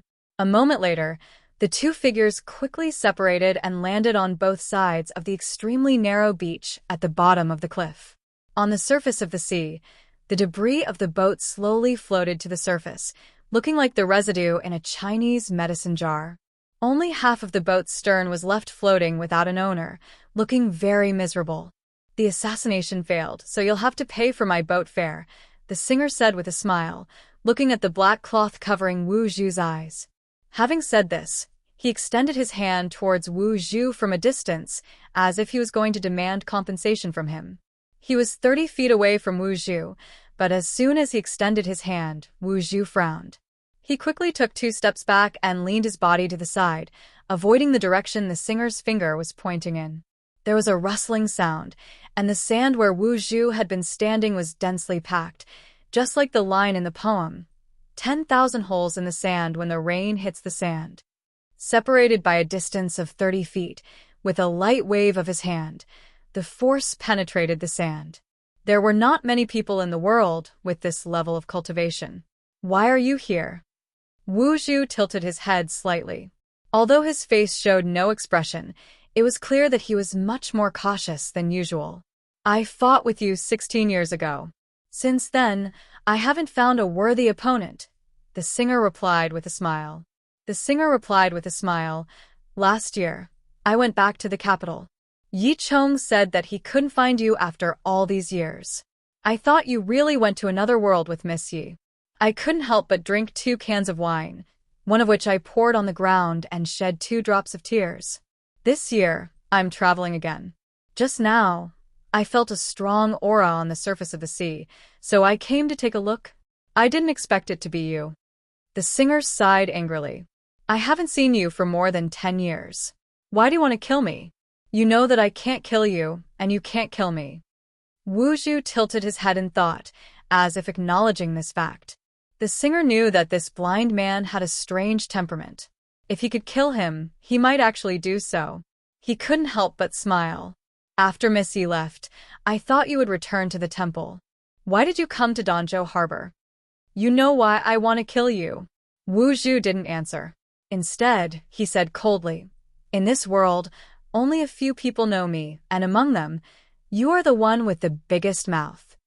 The singer looked embarrassed. He didn't know how to answer. Wu Zhu continued, "So if I can kill you and shut you up, I'd be happy to do it." The singer shook his head with a bitter smile. "You still have that terrible temper. It's rare to see someone like you who still loves to kill, even at our level of cultivation." Wu Zhu shook his head. "I only care about the results, not the means." He suddenly frowned. "Since you've found someone you're interested in, let's go." The singer paused for a moment, then laughed heartily. He cupped his fists and said with a smile, "Actually, I'm not a talkative person." After saying this, he waved his short sleeves, clasped his hands behind his back, and confidently floated onto the half of the short boat on the surface of the sea. He didn't know how the boat was made, but it was still able to float with only half of it left. He stood on the wreckage of the boat and used his hands to make a rowing motion. In such a comical manner, he used his internal strength to propel the wreckage of the boat toward Danzhou. Wu Zhu looked in the direction he left, his black cloth fading. "Who is he?" Fan Xian, who had climbed down from the peak, didn't hear the conversation between the two strong men. He was still shocked by the battle he had just witnessed. "Yi Luyun." As expected, Fan Xian sighed and followed Wu Zhu in the direction of Danzhou. Chapter 33. Yi Luyun came and then left. He really was like the clouds that flowed everywhere in the sky, not leaving a single trace. The citizens of Danzhou had no idea that one of the four grandmasters, whom they often spoke of in reverence, had come to Danzhou to drink, fight, and sing. Wu Zhu was a little worried. There were not many people in the world who knew of his relationship with the lady, but Yi Luyun was one of them. He was a famous blabbermouth, completely at odds with his status as a grandmaster. Yi Luyun's visit to Danzhou was too strange. Wu Zhu did not believe that he had left after meeting with him. Fan Xian, however, believed that Yi Luyun was indeed a simple traveler. He patted Wu Zhu on the shoulder and comforted him. "Who says masters can't travel?" It was just a very pure intuition. His intuition had always been accurate, and he had always felt that there was something wrong with his father in the capital. The Overwatch Council, the assassin, and the second wife, who was braver than a tigress. So he believed that his father, Count Sinan, was not as simple as he appeared. At the very least, he was much more formidable than Chao Yin, a lackey. But his train of thought had gone completely astray. He wondered if his father was the illegitimate son of the previous emperor, King Cheng. Because his grandmother had been a wet nurse in King Cheng's manor, the old emperor had taken her home to raise her. Now, because Count Sinan was heartbroken over his birth and hated the fact that his half-brother sat on the throne while he himself could only be a small count, he played the pig to eat the tiger. Secretly, he colluded with the Overwatch Council and all the reactionary forces he could use to organize a group of secret forces, vainly hoping to take over all of His Majesty's property. And Fan Xian? Because his mother was unquestionably an important person, he had become the product of some kind of family marriage. Fan Xian's existence was very important to his father's great cause of rebellion. When he told Wu Zhu about the conjectures he had come up with when he was bored, Wu Zhu, who had always been unflinching even in the face of an avalanche, could not help but fiercely chop the kitchen knife in his hand into the chopping board, expressing a certain degree of respect for a certain young man's crazy imagination. It was precisely because of this that Wu Zhu decided to temporarily not take him away from Danzhou. Since the crazy youth was not worried about the future and kept his shy, curious smile on his face, ready at any moment to throw himself into the illusory Count Sinan's rebellion, and seemingly indifferent to the dangers that such a fallacy could bring, what did blind Wu Zhu have to fear? Wu Zhu had never worried about his own safety. He only worried about Fan Xian. And if Fan Xian appeared to be extremely perverted and unworried, Wu Zhu would let him be. Just like when Fan Xian started drinking at the age of 5, Wu Zhu was only responsible for protecting Fan Xian's safety and would not take the initiative to give too much advice. Deep down, this pair of master and servant, this pair of master and disciple, were both very lazy and audacious people. It was not that they did not know how to plot, but they felt that sometimes force in their hands was more powerful than plots. Therefore, they subconsciously regarded other people's plots as trivial matters. So what if they came? What else could they do? The so-called bright moon Great River, the so-called cool breeze mountain ridge. Actually, Fan Xian was not the bright moon, but the bashful crescent eyebrows. He was still afraid of death, because he did not have Wu Zhu's peerless skills. But he knew that if he had Fei Jia of the Overwatch Council behind him, and this blind servant at his side, then even if he wanted to die, it would not be so easy. After personally witnessing Wu Zhu's battle with Yi Luyan, one of the 4 great grandmasters, he was deeply shaken. When it came to matters of martial arts, he finally understood the beauty of the way of tea and calligraphy, the beauty of art. So for the time being, he stopped copying Dream of the Red Chamber and devoted himself to cultivation. Wu Zhu himself did not have any brilliant sword or fist techniques, but he had done a lot of research on how to kill a person. He was particular about speed, accuracy, straightforwardness, and ruthlessness. He once said to Fan Xian, "Do not believe in the theory that you can attack or retreat in a perfect arc. If you want to attack your opponent, then you must walk in a straight line, with the fastest speed, the shortest distance, and inflict irreversible damage on your opponent." Fan Xian immediately thought of that day when Wu Zhu had jumped straight off the cliff. He thought that Wu Zhu had indeed walked the shortest distance. He smiled bitterly and shook his head. He did not know how long he would have to wait to reach that level. One day, after the shredded radish lesson, Fan Xian waved his slightly numb right arm. He looked at Wu Zhu, who had his back to him, and asked curiously, "According to what I said before, what level am I at now?" Level 7 Jinqi, Level 3 Control Ability. Fan Xian quickly calculated in his mind. On average, you are level 5, a little higher than level 4. I can get my graduation certificate. The young man was slightly proud, and his beautiful eyes were slightly arrogant. Wu Zhu shook his head. If you are lucky enough, you can kill a level 7 character. If you are unlucky enough, then a level 3 thief could end your life. Fan Xian smiled and sighed. This young uncle was really direct, but it seemed that his luck had always been good, otherwise he would not have come to this world after his death. After Yi Liuyun's visit, Fan Xian's life in Danzhou became truly peaceful. No more assassins came looking for trouble. It was said that the second wife had been seriously ill, so she became much more well-behaved. In the capital, Fan Ruoro still sent a letter every month. Fan Xian stayed in this small seaside town, eating tofu and copying small books.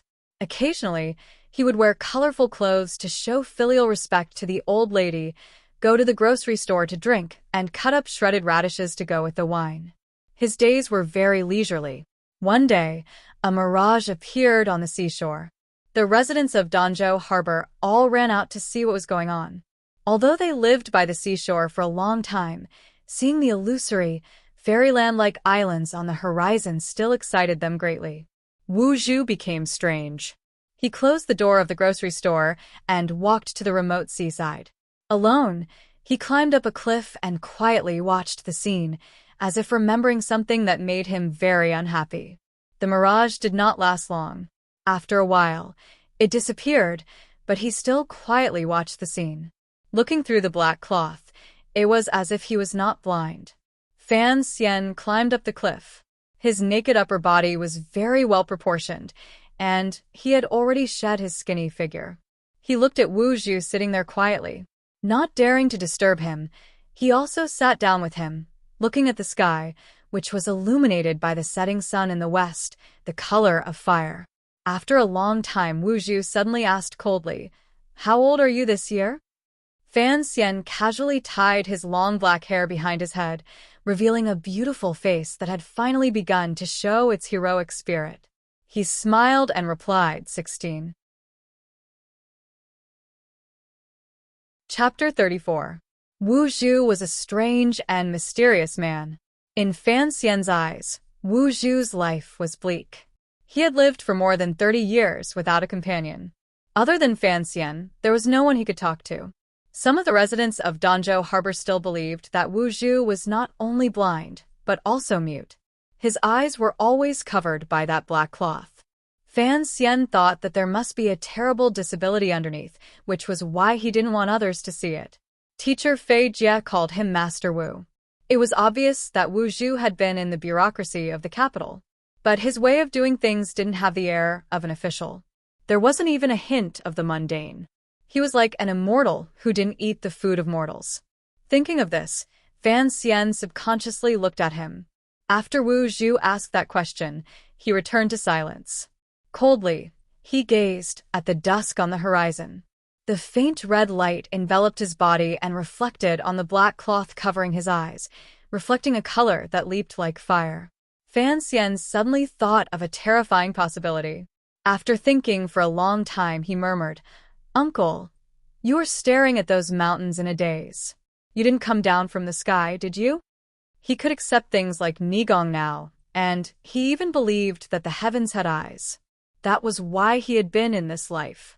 But if his companion of more than 10 years suddenly became an immortal above the clouds, he still wouldn't be able to accept it. The combination of transmigration and Xianxia would only make him fall to the ground in fright. Wu Zhu shook his head. "I just seem to remember where I used to go with the lady. Are you sure you're not an immortal, and my mother isn't an immortal? Are there immortals in this world? Isn't there a temple? Who said there were immortals living in a temple? Uncle, did you remember something?" "No, I just forgot something. Something unimportant."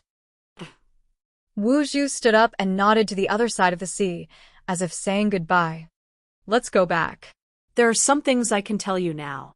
Fan Xian smiled. He knew that she had not forgotten her promise. Once he was 16, she would tell him some things about his mother.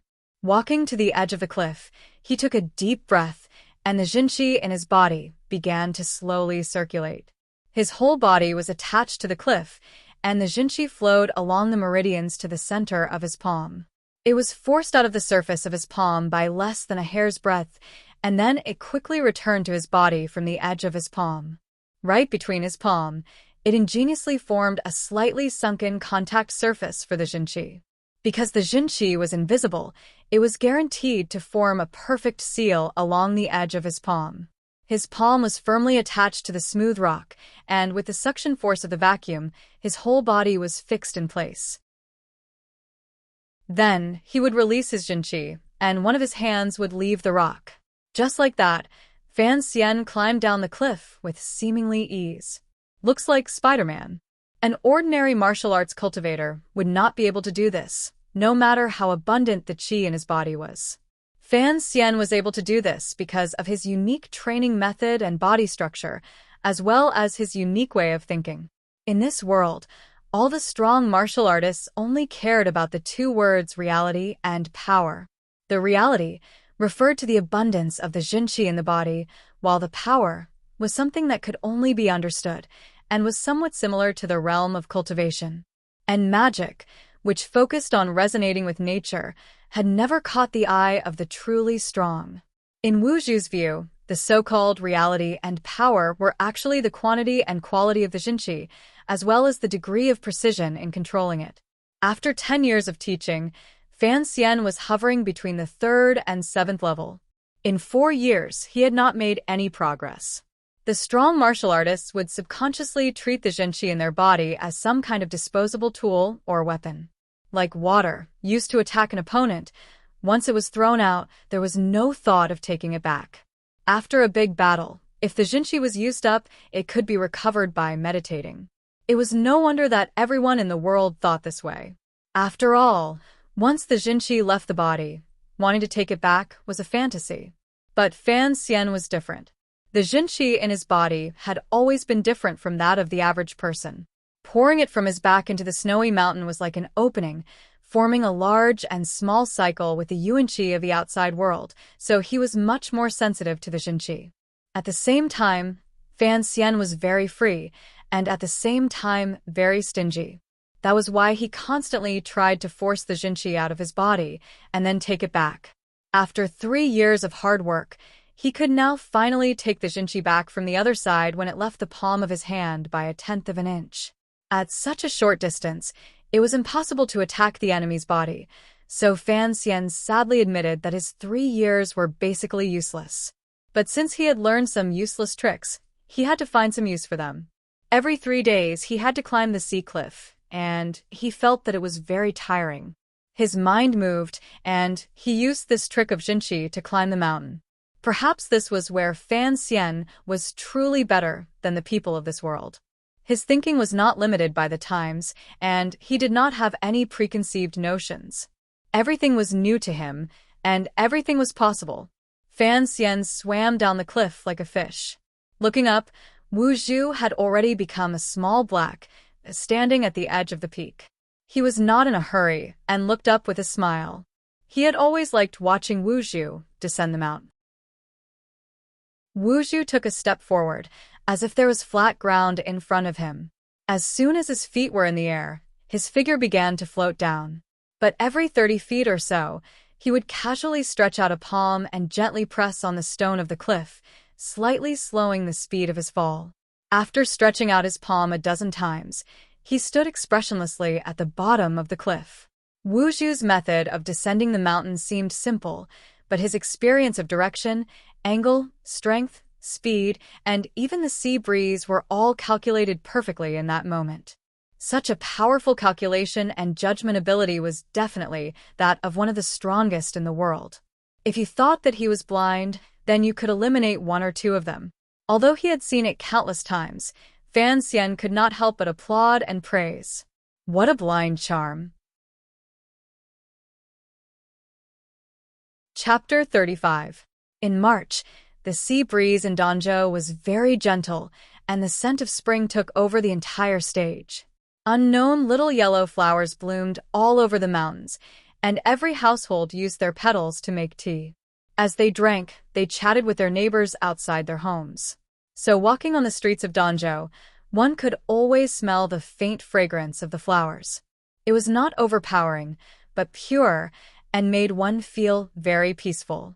At night, it was when the spring rain often came. Following the light wind into the night, it silently moistened the land. It covered the black eaves of Dongzhou and the stone pavement of the streets with a hazy layer of water. The light rain fell softly on the canvas outside the grocery store. It did not make much noise, but it washed away the thin layer of dust, making the store look a lot more lively. But the grocery store was not open that day. Fan Xian informed the Countess, and then sneaked into the store, peeling peanuts and drinking wine with Wu Zhu. The people in the Count's manor should have known that he liked to come to the grocery store, but they all thought that the young master was just greedy for the wine that the blind man brewed himself. On one hand, it was because Fan Xian really liked wine, and on the other hand, he needed a better excuse. Although he could not completely avoid the eyes of others when interacting with Wu Zhu, he still had to be careful. The kitchen knife rested on the chopping board. The cutting board was dry, and there were no scraps on the blade. It looked like it had not been used for a long time. The sound of cracking peanut shells rang out. Fan Xian tossed one into his mouth and slowly chewed it until the dried fruit was completely chewed into a fragrant paste. Only then did he pick up a small porcelain cup the size of 3 fingers in front of him, bring it to his lips, and drink it down with a slurp. Today, he was not drinking yellow wine, but tribute wine from the capital. The alcohol content was a little high, and Fan Xian felt like he was drinking Wuliangya. He was not in a hurry to ask questions, because he knew that Wu Zhu was a very simple person and would not make him wait for long. Wu Zhu did not sit across from him. Instead, he held a bowl of yellow wine and sat in a dark corner of the room. His voice faintly rang out. The young lady's surname is Yi, and her name is Yi Qingmei. I'm her servant. Many years ago, Miss and I left home. Yi Qingmei? This was the first time Fan Xian had heard his mother's name. Inexplicably, his heart felt warm. He smiled and drank another cup of wine. Tactfully, he did not ask where his home was. If Wu Zhu was willing to tell him, he would certainly tell him. We lived in Dongyi for a few years.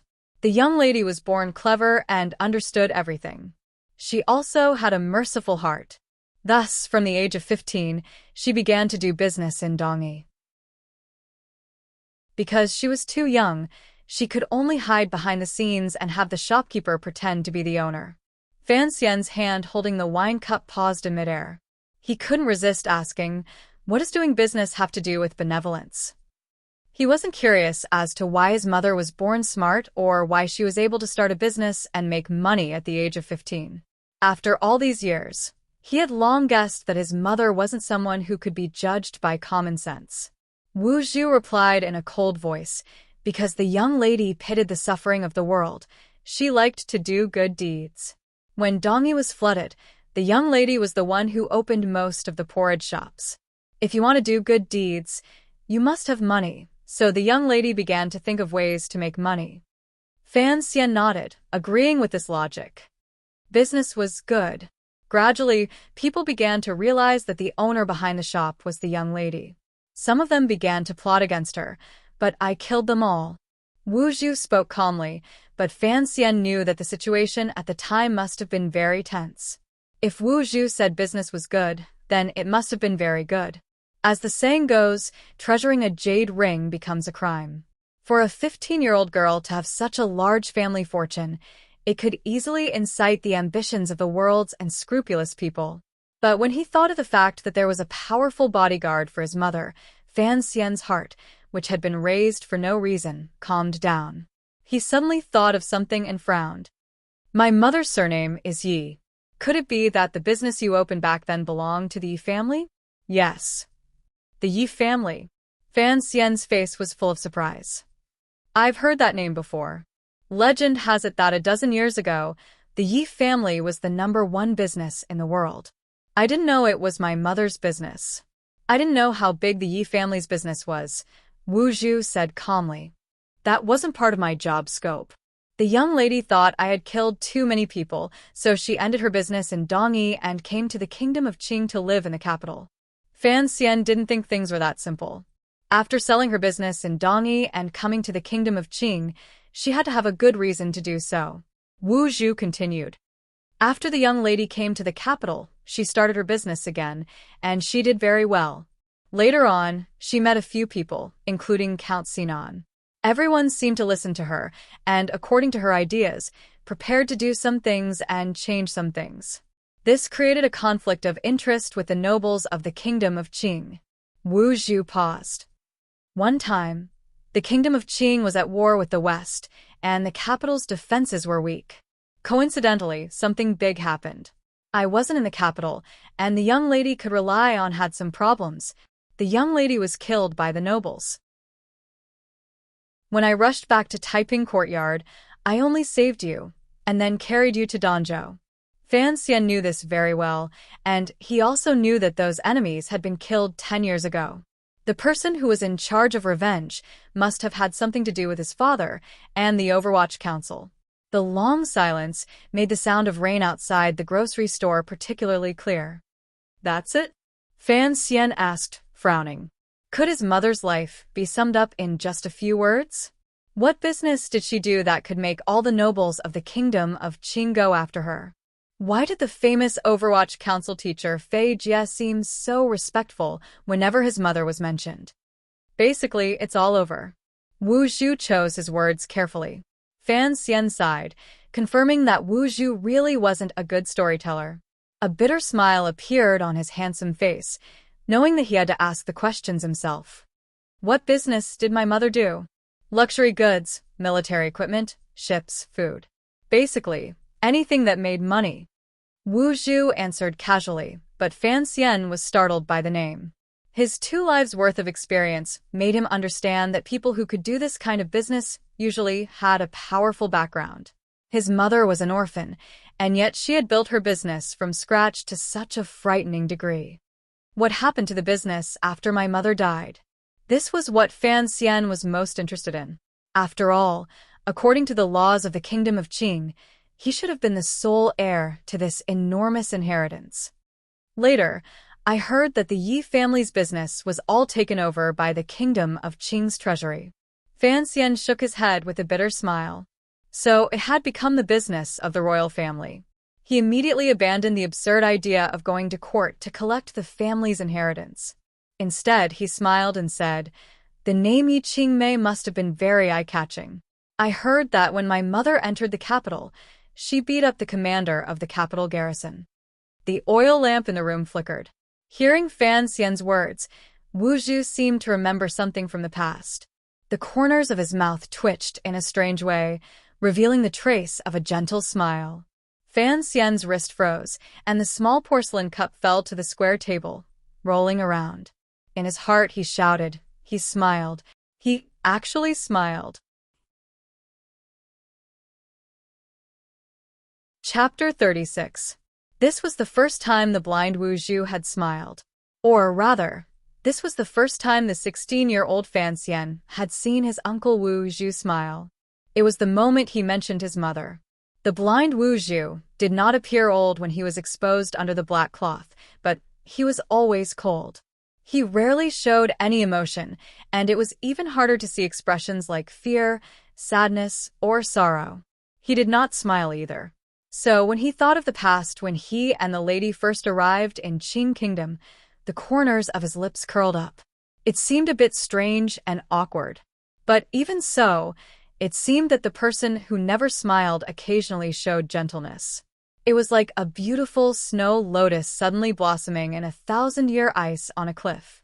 It was incomparably gentle and beautiful. With great difficulty, Fan Xian woke up from his daze. Wu Zhu had already returned to normal.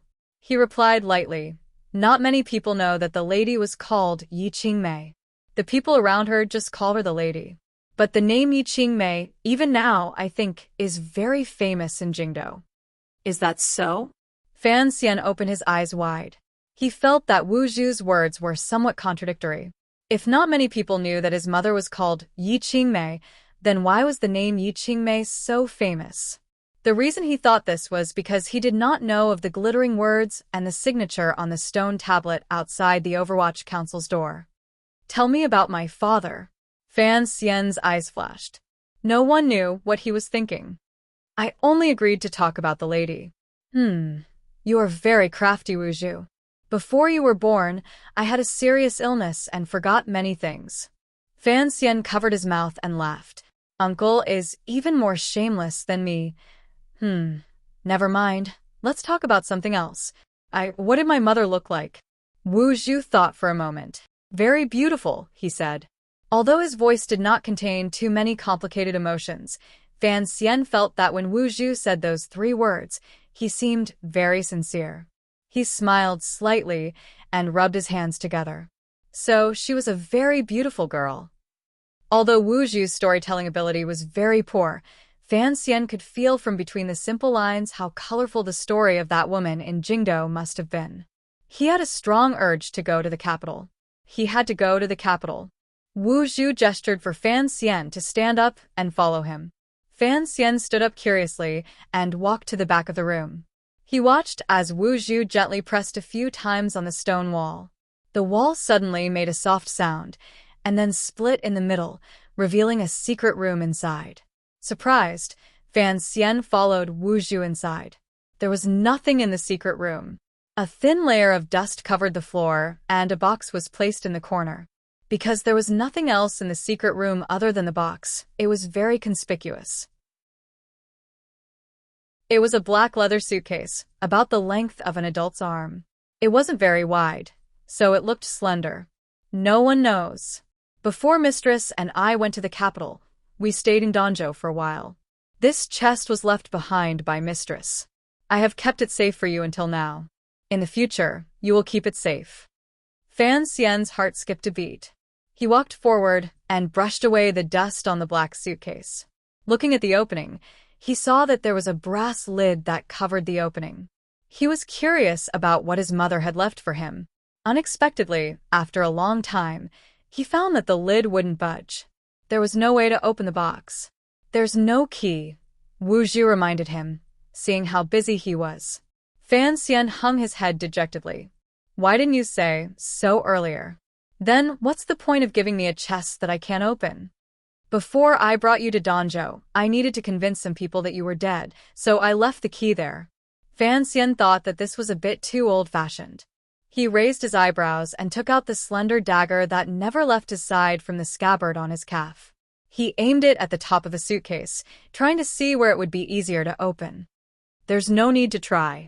This chest is much sturdier than you think. Fan Xian could tell that Wu Zhu was against him opening it by force. He smiled and stopped moving.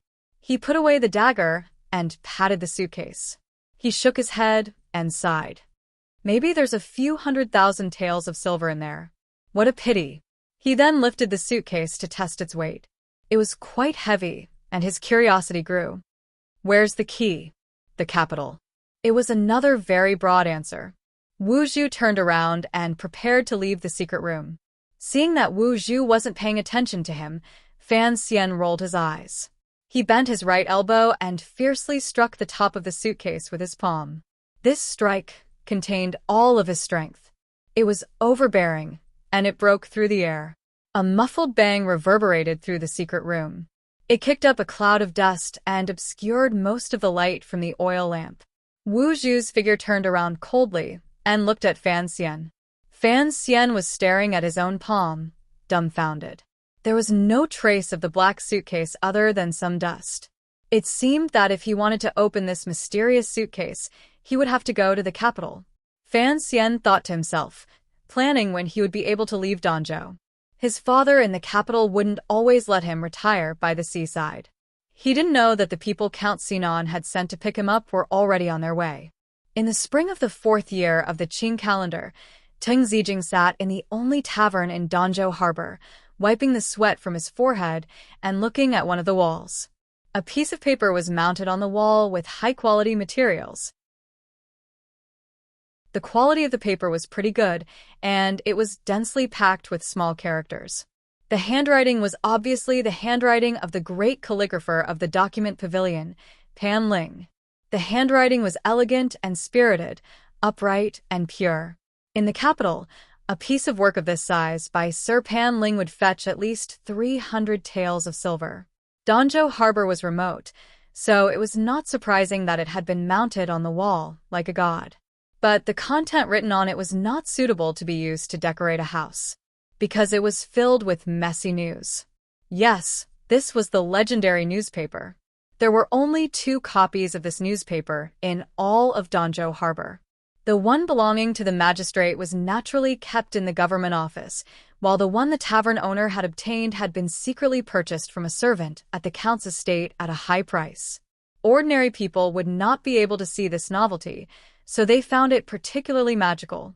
Since it was written by Sir Pan Ling, the tavern owner had hung it on the wall after purchasing it, treating it as the treasure of his tavern. What he didn't know was that this newspaper had been stolen and sold by young Master Fan of the estate. Young Master Fan had already sold more than 20 copies to wealthy merchants in the city, making a good profit. And Teng Zijing was about to meet young Master Fan. Chapter 37. The servants who had followed Teng Zijing to Danzhou were in the streets purchasing the local specialty flower tea. The count in the capital missed the tea of his hometown. In previous years, it had been the countess of the estate who had sent people to the capital to buy it. But since the count had sent people this time, they bought it as well. There were 3 carriages and 7 people from the count's estate, led by Teng Zijing. He did not wander the streets with the servants, instead wiping away his sweat. The weather in Danzhou was indeed hotter than in the capital. Originally, he should have gone to the count's estate to greet the countess as soon as he arrived in Danzhou, but when he thought of his mission, he felt a little guilty. So he sent his servants to buy the flower tea while he sat in the tavern to calm down. The second housekeeper who had been sent to Danzhou a few years ago had disappeared, and it was unknown whether he was dead or alive. Everyone in the count's estate knew that there was an irreconcilable conflict between the capital's branch and the Danzhou branch. Although Fan Xian was the only one in Danzhou, the truth made everyone wonder if something had happened to the second housekeeper. If that was the case, then the people of Fan Manor would have to re-examine the illegitimate son. After all, when the second housekeeper was killed, Fan Xian was only 12 years old. If he wanted to make the second housekeeper disappear without a trace, it could only have been on the orders of the countess. This proved that the countess was on Fan Xian's side, and the second wife's life was probably not going to be easy. Teng Zijing noticed that the newspaper on the wall was dated a month ago. He had read it in Count Sinan's study. There was nothing new in the newspaper. The important people in the capital were living peacefully. There was no update on the battle between the Great Prince and the Western Hu Kingdom, and the matter of the Prime Minister's illegitimate daughter seemed to have died down. At least under the protection of the Great Emperor, the young people of the Imperial Censorate had not achieved any further results. The newspaper was currently serializing the story of the first love of the director of the Overwatch Council. Although the newspaper was backed by the Emperor, the S would not have dared to do so if the extremely frightening and treacherous director was in the capital. It could be seen that Director Chen, who was highly regarded by the Emperor, had not yet finished his first vacation in 20 years. Furthermore, His Majesty the Emperor would never make any big moves when the Dean was not around. Thinking of the Count's orders, Teng Zijing could not understand why they had to bring this young master of no status back to the capital before the director returned, and why the matter had been so urgent. He didn't dare to delay any longer. Even if he had to risk the wrath of the old lady, he had to take the young master away. Wiping his sweat, he stood up and ordered his men to drive the carriage to the Count's manor in the corner of Danzhou Harbor. It was rare for the Count's mansion to be so lively. All the servants and maids were standing at the bottom of the hall, curiously sizing up the people standing in the middle of the hall. Everyone knew that these people were from the capital. No wonder they looked so spirited even though they were wearing light green clothes. But the capital and Danzhou were far apart, and the two mansions did not have much interaction. It was rare to see so many servants from the capital, so the maids were all guessing that something was about to happen. Teng Zijing obediently led his subordinates to kneel on the ground and respectfully kowtowed to the old lady a few times to pay his respects. He then repeated Count Sinan's instructions before he left and quietly stood to one side, awaiting the old lady's verdict. Teng Zijing knew the old lady's true status in the Fan family, so he deliberately lowered his breathing to appear extremely respectful. But his eyes would occasionally sneak a glance at the young man who was standing behind the old lady, massaging her shoulders. The young man was very beautiful, with long eyelashes, thin red lips, and soft, bright eyes. He looked like a girl, but his face was full of smiles, which made him seem very amiable. This was, of course, Fan Xian. Teng Zijing sighed to himself. For such a beautiful man to be an illegitimate child with no status, God was indeed not fair. As if infected by the young man's sunny smile, Teng Zijing guessed that this young master was probably much easier to serve than the one back home in the capital. Hearing the servant's words, the old lady slightly lowered her eyes. She thought for a moment, then said in a low voice, "I understand. Zijing, go and rest. It's been a long and tiring journey. Cici, have Lao Huang prepare some hot water and food." The servants responded in unison, and the servants from the capital hurriedly thanked her and obediently left the hall. Although Teng Zijing was a little anxious, he did not dare to say anything in front of the old lady. He stole a glance at the young master, who still looked somewhat unfamiliar, and left. The hall suddenly became quiet. "You heard just now. Your father wants you to go to the capital." The old lady gently placed her hand on Fan Xian's shoulder and gently patted it twice. "What do you think?" Although Fan Xian's face was full of smiles, he had already made up his mind. He was also very confused as to why his father wanted him to go to the capital at this time, and without any warning. If it was to plan a way for him, an illegitimate child, to advance his status, the imperial examinations had already begun. If he went to the capital now, it would take at least a month. No matter what, he would not be able to make it in time. Hearing the old lady's question, he thought for a moment and smiled bitterly. "I've never been to the capital. Although I'm curious, I'm also a little afraid." This answer was half truth and half lie. The truth was that he was indeed very curious about the people of the capital, especially the place where his mother had once lived and fought. But he was not afraid at all, just a trace of confusion about the unknown. "Do you want to go?" The old lady smiled, as if she could see what the young man was thinking. "Yes," Fan Xian answered honestly. "I've lived in Danzhou since I was a child, and I've long wanted to go out." "Oh," You don't want to accompany an old thing like me anymore? The old lady teased. Fan Xian laughed and joined in the fun. Yes, yes. Why don't you hit me, ancestor? He continued. In any case, the manager just said that father is preparing to move the entire manor back to the capital. I have nothing to worry about if I always go with you. The old woman shook her head calmly. Holding his hand, she had him stand in front of her. In a quiet voice, she said, My body will not be able to withstand the waves of the wind. If you want to go, then go. It is better for me to stay in Danzhou and look after the house. Fan Xian was surprised. He had not expected his grandmother to be unwilling to return to the capital. For a moment, he did not know what to say. Chapter 38. In the quiet hall, the grandmother and grandson were momentarily speechless. In the courtyard, the floral tea bought by the people from the capital was piled in a corner. The fragrance of the tea slowly seeped out, overshadowing the fragrance of the flowers in the courtyard. Among the flowering trees, a few yellow butterflies fluttered up and down. Occasionally, the crisp cries of fledglings could be heard from the trees. Go. A young phoenix will have its first cry. You've grown up. You need to see the world. The countess continued with a smile, but if you go to the capital alone, as a child, I'm afraid you'll suffer a lot. Can you bear it? Fan Xian knew what his grandmother was talking about. He smiled sweetly. Second Dan has been very good to me these past few years. She often sends things over. Don't worry, grandmother. Madame Dowager shook her head with a smile. She knew that this little fellow, who looked calm on the outside but was actually mischievous, definitely did not have such thoughts in his heart. She patted his head and was silent for a while. Suddenly, she sighed and said, If anything happens in the future, please bear with it for the sake of your father and me. Yes. Fan Xian smiled and nodded.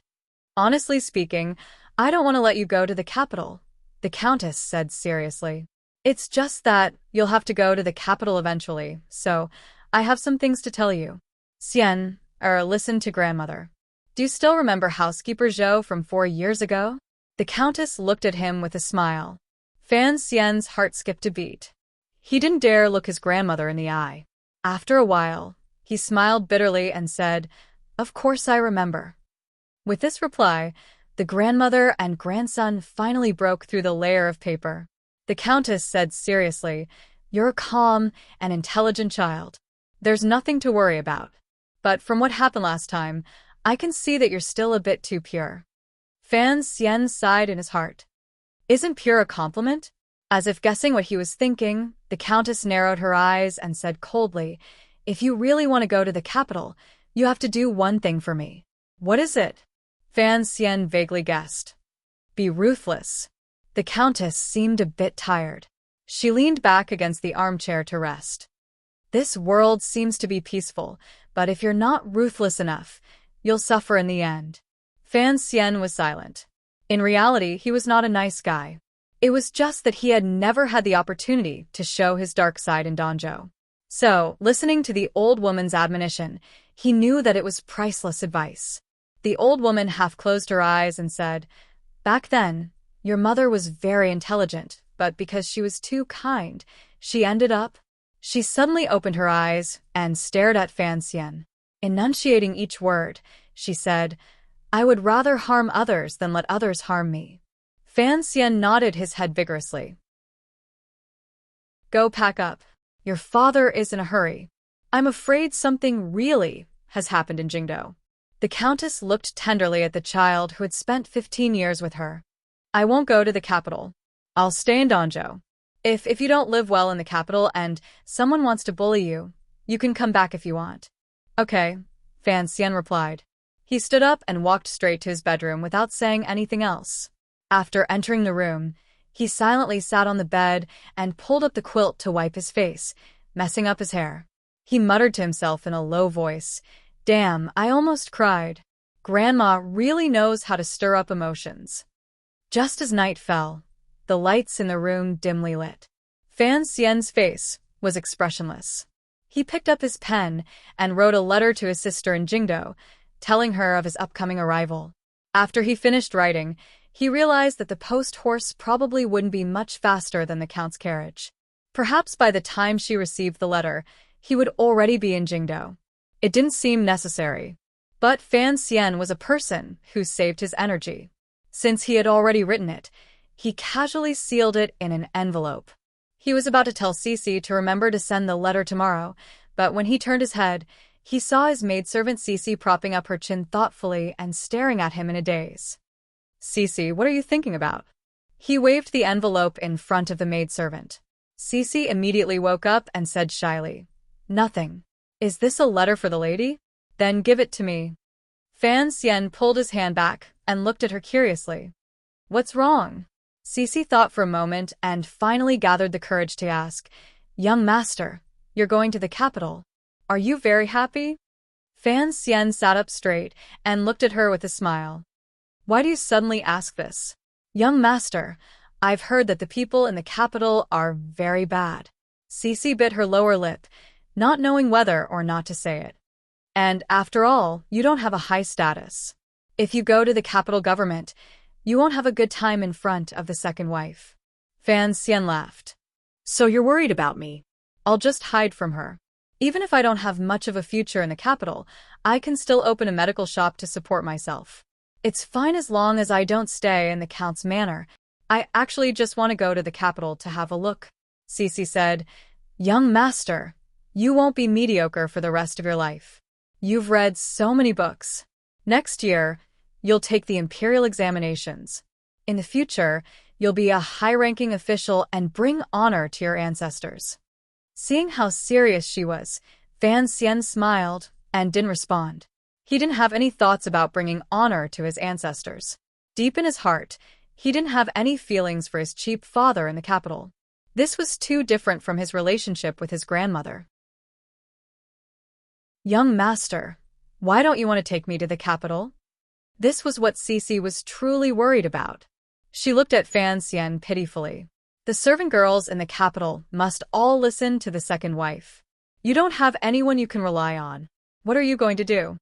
Fan Xian sighed. Cece was older than him by 2 years. If she'd been in someone else's home, she would probably have been allowed to go out a long time ago. It was only because he had lived 2 lives that he secretly appeared much more mature and steady, which made Cece feel that he was very reliable. He looked at Cece and said seriously, "It's because I don't know what the capital is like that I can't take you with me." Cece actually understood this, but she thought about how she and the young master would be far apart and would probably never see each other again. Her heart ached a little, and she quickly turned her face away and tidied up the things on the desk. Fan Xian watched her busy figure, and his heart was also gloomy, but he knew he couldn't say anything. Perhaps the capital had good scenery and many interesting people and things, but it was also bound to have knives and spears in the light and arrows in the dark. He was willing to take some small risks to experience these things. Since he had a second life, there was no reason for him to spend the rest of his life alone in the tiny city of Danzhou. But he wasn't sure he could protect the people around him, so Cece couldn't go with him. At night, he quietly went to the grocery store. Chapter 39. Teng Zijing had never imagined that the mission the Count had given him would be completed so smoothly. He had thought that since Fan Xian did not have a respectable status, he would be very resistant to going to the capital and provoking the second wife. He would do everything he could to delay his stay in Danzhou. He did not expect that the young master would agree to the Count's request without a care in the world. He had known early in the morning that the Countess had decided to stay in Danzhou, but he didn't care. As long as the nameless Fan Xian followed them back to the capital, it would be fine. As for the Countess, since she liked the seaside, she would retire here. The Count had not requested that the entire manor move back to the capital. The 3 black carriages were parked in front of the manor. The driver's seats were covered with blue cloth cushions. The combination of blue and black made for a beautiful sight. The entrance was already surrounded by the residents of Danzhou City. Seeing the scale of the move, they had already gathered around. After asking around, they found out that Fan Xian was returning to the capital today. Although the residents of Danzhou Harbor had all the shortcomings of humans, such as jealousy and sharp-tongued, over the past decade, they had often seen Fan Xian strolling through the streets and shouting from the rooftops. They had always developed some feelings for him. Now that they heard that he was leaving for a prosperous place like the capital, they knew that he would most likely never return. Naturally, they felt a little sad. A large group of people gathered at the entrance of the Count's manor, waiting for Fan Xian to step out for the last time. But after waiting for a long time, that beautiful and perpetually smiling face was still nowhere to be seen. The backyard was a mess. Fan Xian smiled as he leaned against a pillar, watching a few servant girls bustle about. One girl shouted, "Toothbrush! I forgot to bring my toothbrush." This caused the servant girls to search for it for a long time. After coming to this world, Fan Xian had not made any great inventions. He had only made his toothbrush a little more comfortable. He had changed the ponytail toothbrush favored by the people of the time into pig hair. He had also softened the pillow, replacing the hard pillow with cotton. He had also made a shower nozzle and hung it at the back of the bedroom. There were many more, but it seemed that only a small portion of them could be brought to the capital. After an indeterminate amount of time, when the last carriage was completely stuffed with several large bags, Fan Xian finally walked out of the manor slowly with a smile on his face, supporting the old woman. After raising his hands to the surrounding villagers, Fan Xian was not surprised to see Cici in the crowd with slightly red eyes. Presumably, she had cried last night. Fan Xian made an exception today and wore a long robe. He lifted the front of his robe, knelt on the ground, and kowtowed to the old lady. After he stood up, he hugged the old granny tightly in a way that was completely out of line with the current world's etiquette. He kissed his granny's wrinkled forehead forcefully before saying softly, "Granny, think of a way to find a good husband for Cici. At least one like Dong."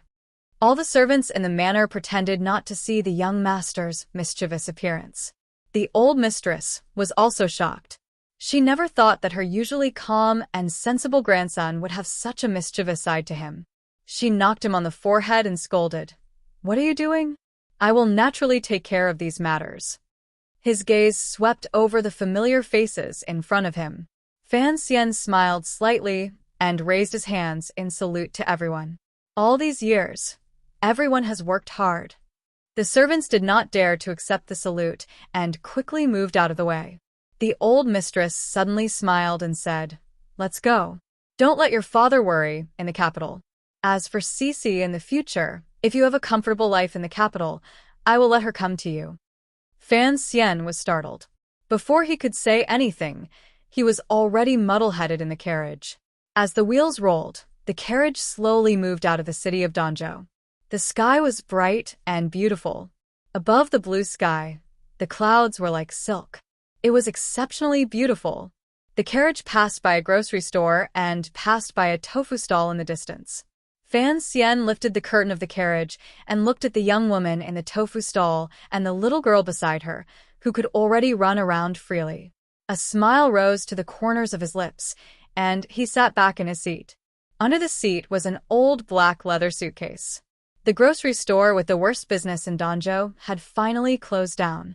The residents of the city casually said a few words, guessing that the blind owner would one day be lonely and destitute. After a few words of sympathy, they began to change the topic to young Master Fan, who had just left the small city. The people all guessed that the Count had allowed his illegitimate son to enter the capital, and what kind of position he had arranged for him. At that moment, Fan Xian was lying in the spacious carriage. This carriage was in the middle of the procession, and it was covered with bedding that he had prepared himself. It was very soft, and he did not feel too much of a jolt. Naturally, he had also guessed the real reason his father had allowed him to enter the capital, so he invited the leader of the group of guards, Teng Zijing, in for a chat. Teng Zijing sat on the other side of the carriage with a sullen face. He did not know where to put his feet, afraid that he would dirty the snow-white bedding next to his feet. He felt very uncomfortable in his heart. It seemed that this young master was also a wastrel, not much better than the young masters of the capital. Fan Xian comfortably stretched his back and narrowed his eyes. Looking at the middle-aged man, who clearly had extraordinary strength, he asked, Tingda, we are already very far from Danzhou. Can you tell me why father wants me to enter the capital this time? Teng Zijing was a little hesitant, as if there were some things that he could not say. Fan Xian smiled, his eyes incomparably clear. He looked into Teng Zijing's eyes and said softly, You know my background, so it is inevitable that you will be a little worried. Teng Zijing squeezed out a smile and replied respectfully, Young master, you think too much. Master has brought you to the capital this time, so naturally, it is to prepare for your future. Fan Xian waved his hand and shook his head. There are only the two of us in the carriage. There is no need to hide anything. He suddenly laughed.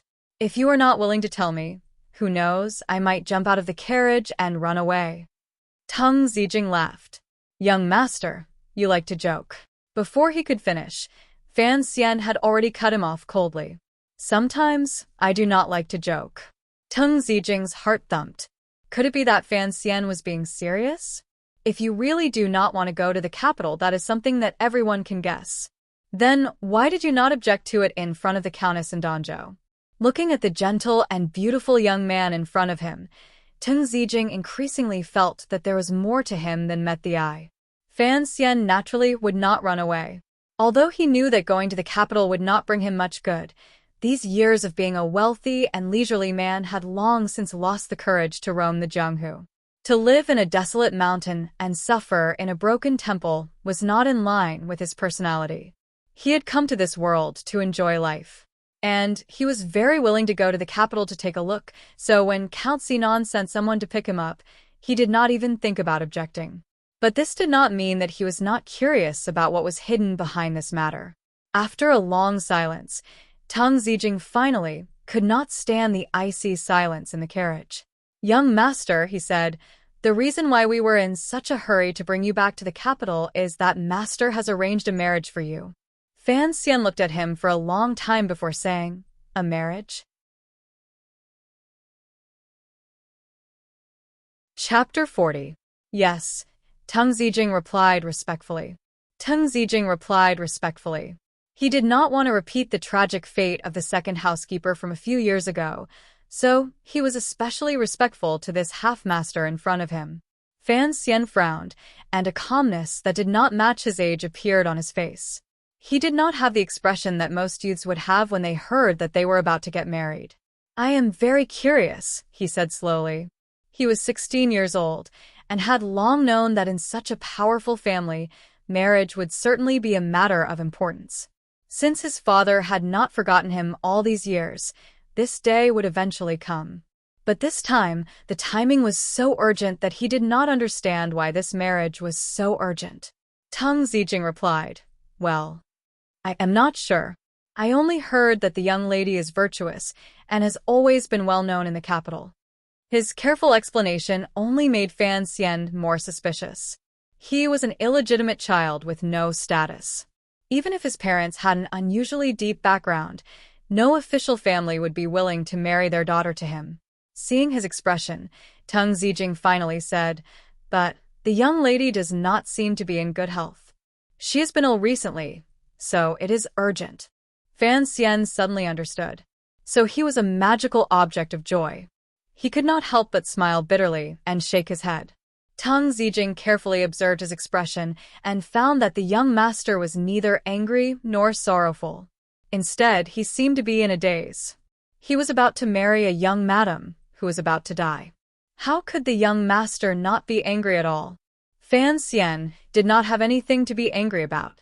In his previous life, he had seen too many scenes like this, and anger would not help solve the problem.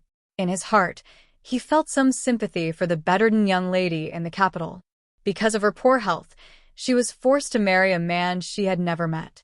As for himself, Fan Xian did not have the gloominess of a petty man.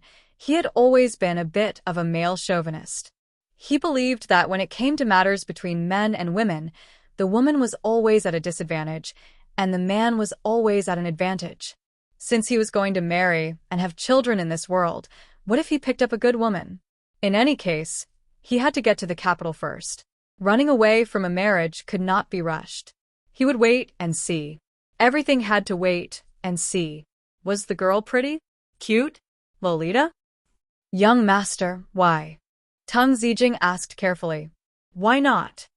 Fan Xian looked at him with a slight smile and quietly said, First of all, just because I'm going to Jingdo doesn't mean I'll accept this marriage. Secondly, if I accept this marriage, it must mean that I like that woman. Thirdly, even if that woman was bedridden, I wouldn't feel that it was humiliating. Fourth, you might not know this, but I'm actually a very good doctor. Tung Zijing was stunned. These 4 reasons confused him, especially the last one. The young master actually knew medicine?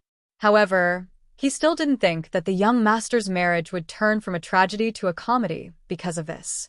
After all, the young lady's family wasn't simple. Even the imperial physicians couldn't cure her, so how could the young master cure her? The carriages never stopped. Tung Zijing went out and boarded the first carriage, leaving Fan Xian alone in the carriage. It was inevitable that the journey would be lonely. He lifted the curtain of the carriage and allowed the strong wind to blow on his face. He squinted his eyes and looked at the green mountains and the stone road on the official road that whizzed past. He felt as if countless scenes were rewinding. It was just like what he saw on the carriage 16 years ago when he first arrived in this world. One day at the end of the 4th month, the long grass by the road outside Jingdo had long since been removed, and the warblers had been scared away by the men and women who came and went for a walk. Only the 2 rows of green willow trees along the moat swayed gracefully, proudly examining the people who had come from all over the world outside the city. A small group of 3 carriages came from afar and lined up on the official road, waiting to enter the city. The curtain of the carriage was lifted, revealing a clean face full of sunshine. The man looked at the walls of the capital and the peaceful people around him. He took a deep breath and said, So, this is the smell of Jingdo. This man was, of course, Fan Xian. After dozens of days of arduous travel, they had finally arrived in Jingdo. Along the way, he looked curiously at the unfamiliar world of the kingdom of Qing. He had finally satisfied his desire to travel, and he had become much more familiar with Tung Zijing and the other guards. Fan Xian was a cute young man who was used to wearing a smile on his face. This kind of person always made people feel good about him. Tung Zijing took his hand and helped him down from the carriage. When his feet landed on the official road, Fan Xian turned his ankles slightly, deliberately letting the soles of his cloth shoes touch the ground a little longer.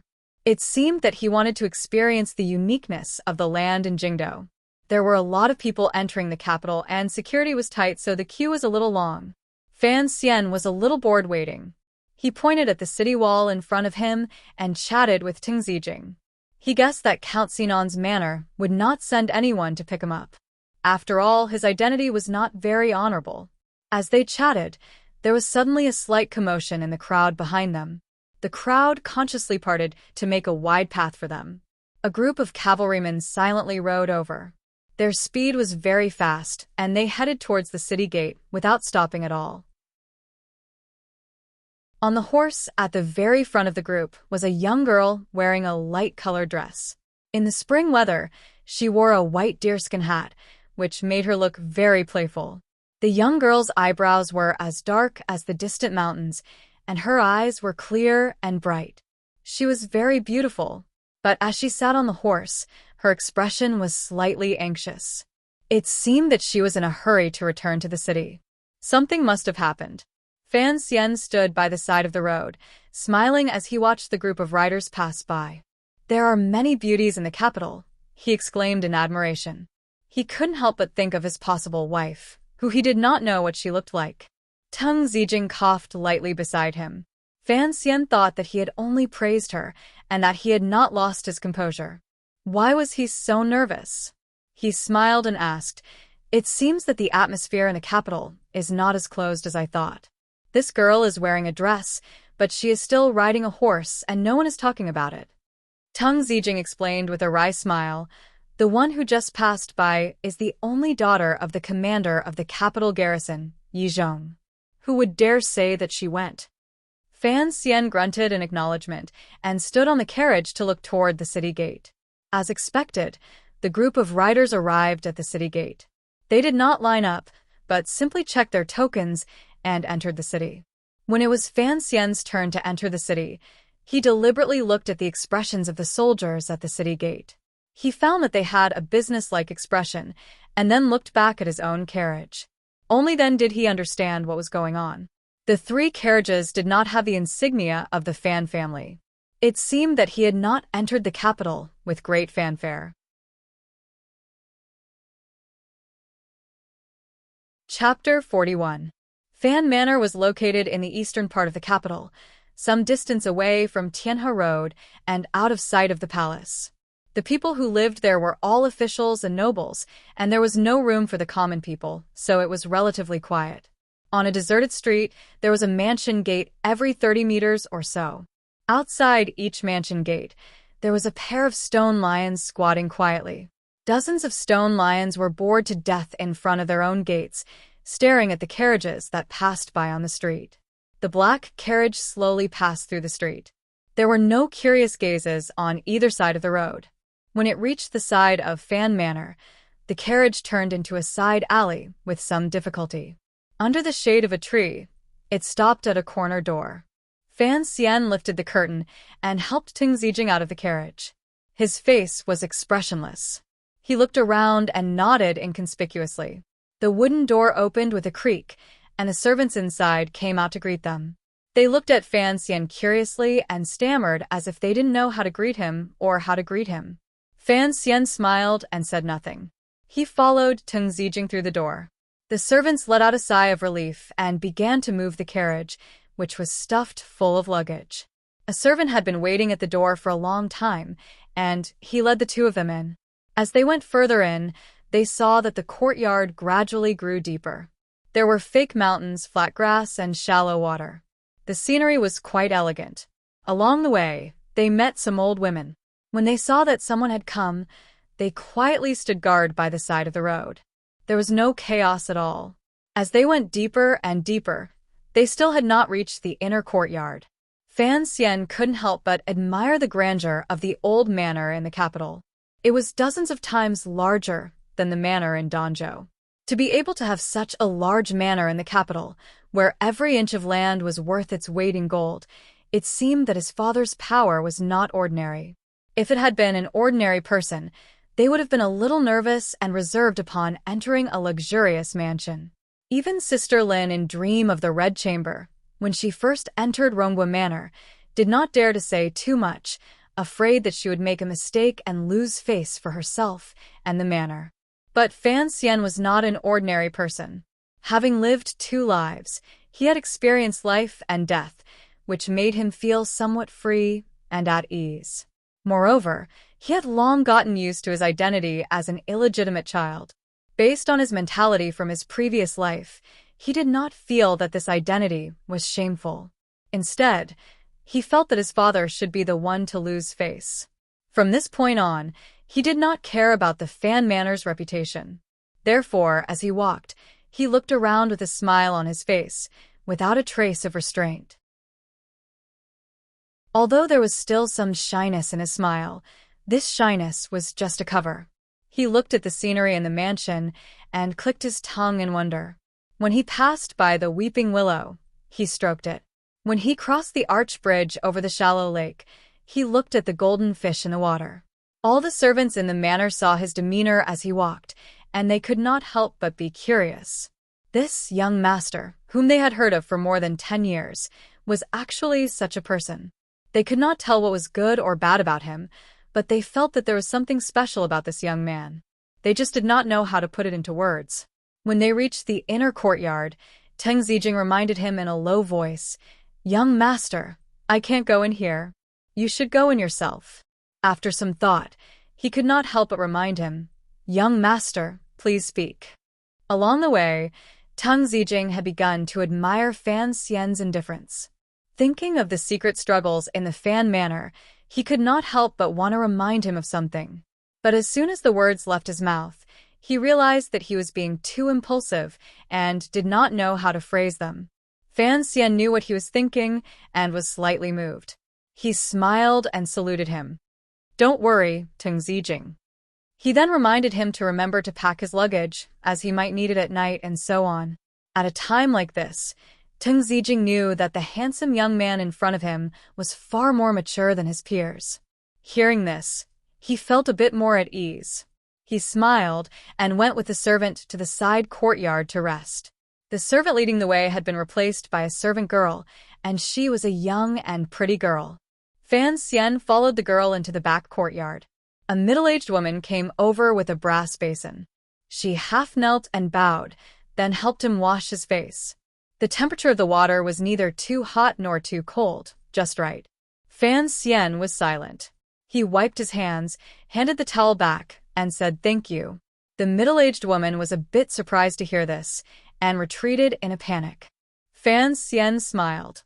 Only now did he remember that the capital was not Danzhou. His politeness to the servant girl seemed unnecessary and inappropriate here.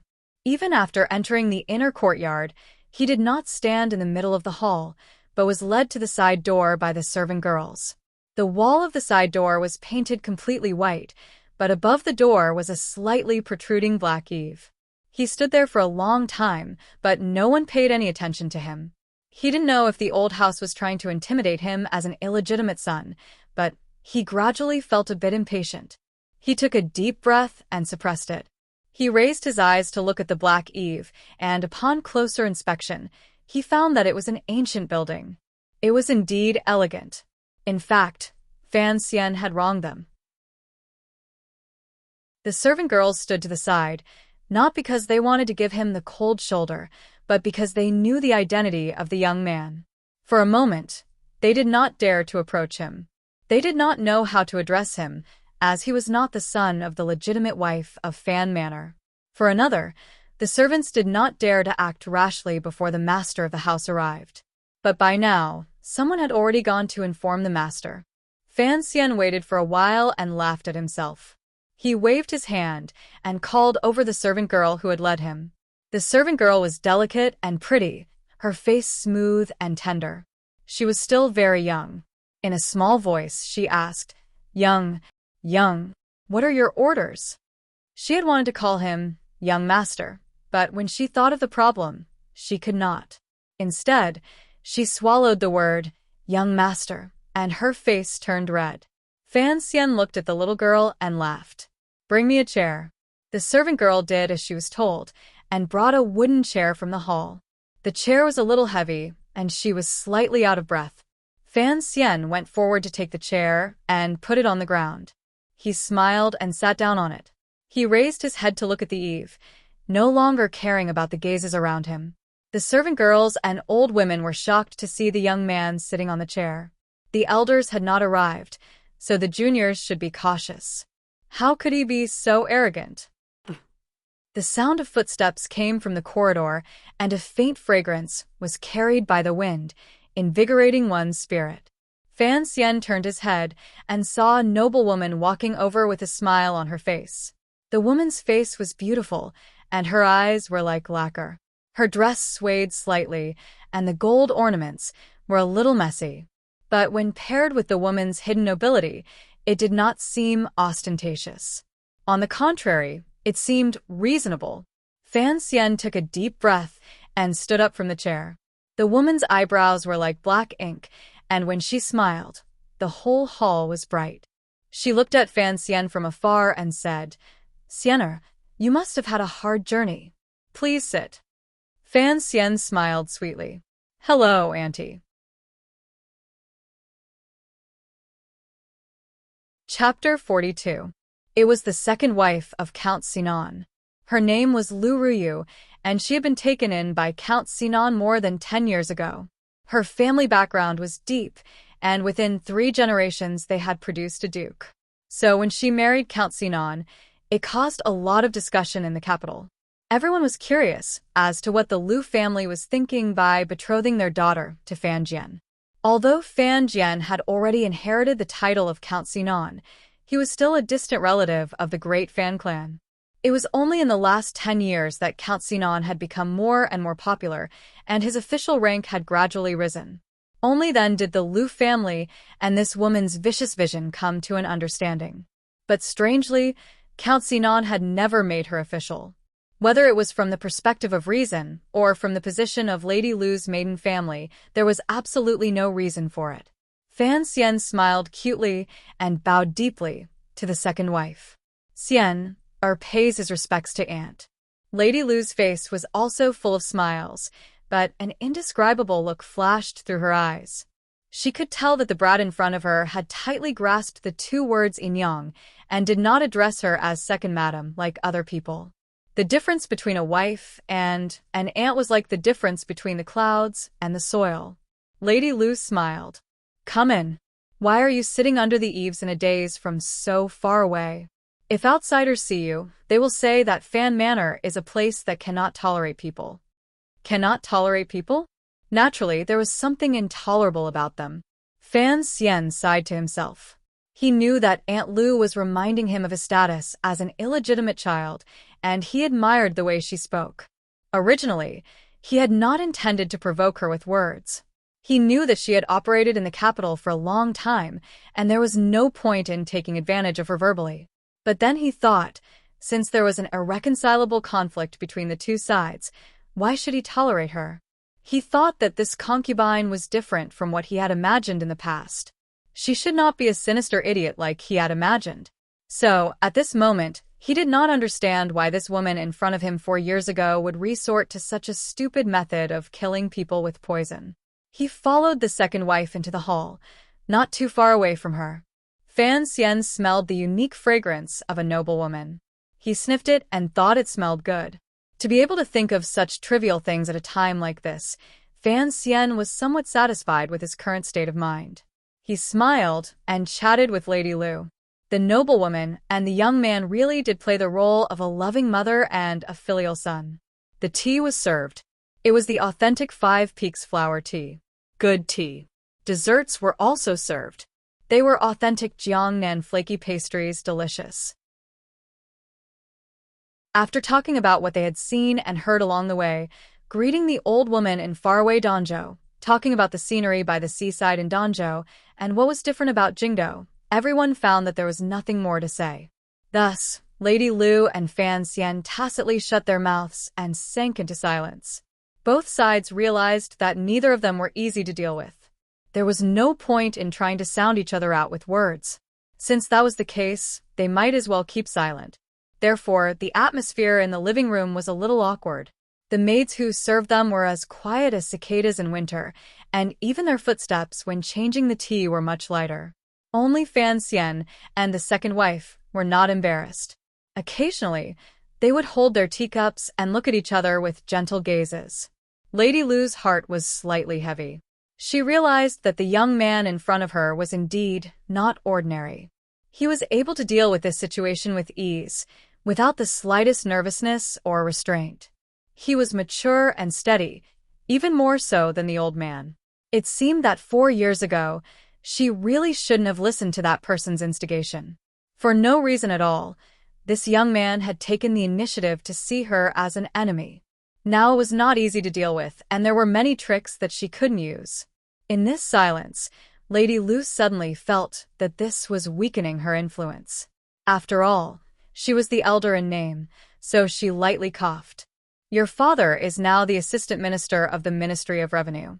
This time, when you return to the capital, will you prepare for next year's imperial examinations, or will you directly work for the Ministry of Revenue? Fan Xian smiled. I will listen to you, father. He paused. But I don't know when you will return. To tell the truth, there were a few people in the capital that he wanted to see.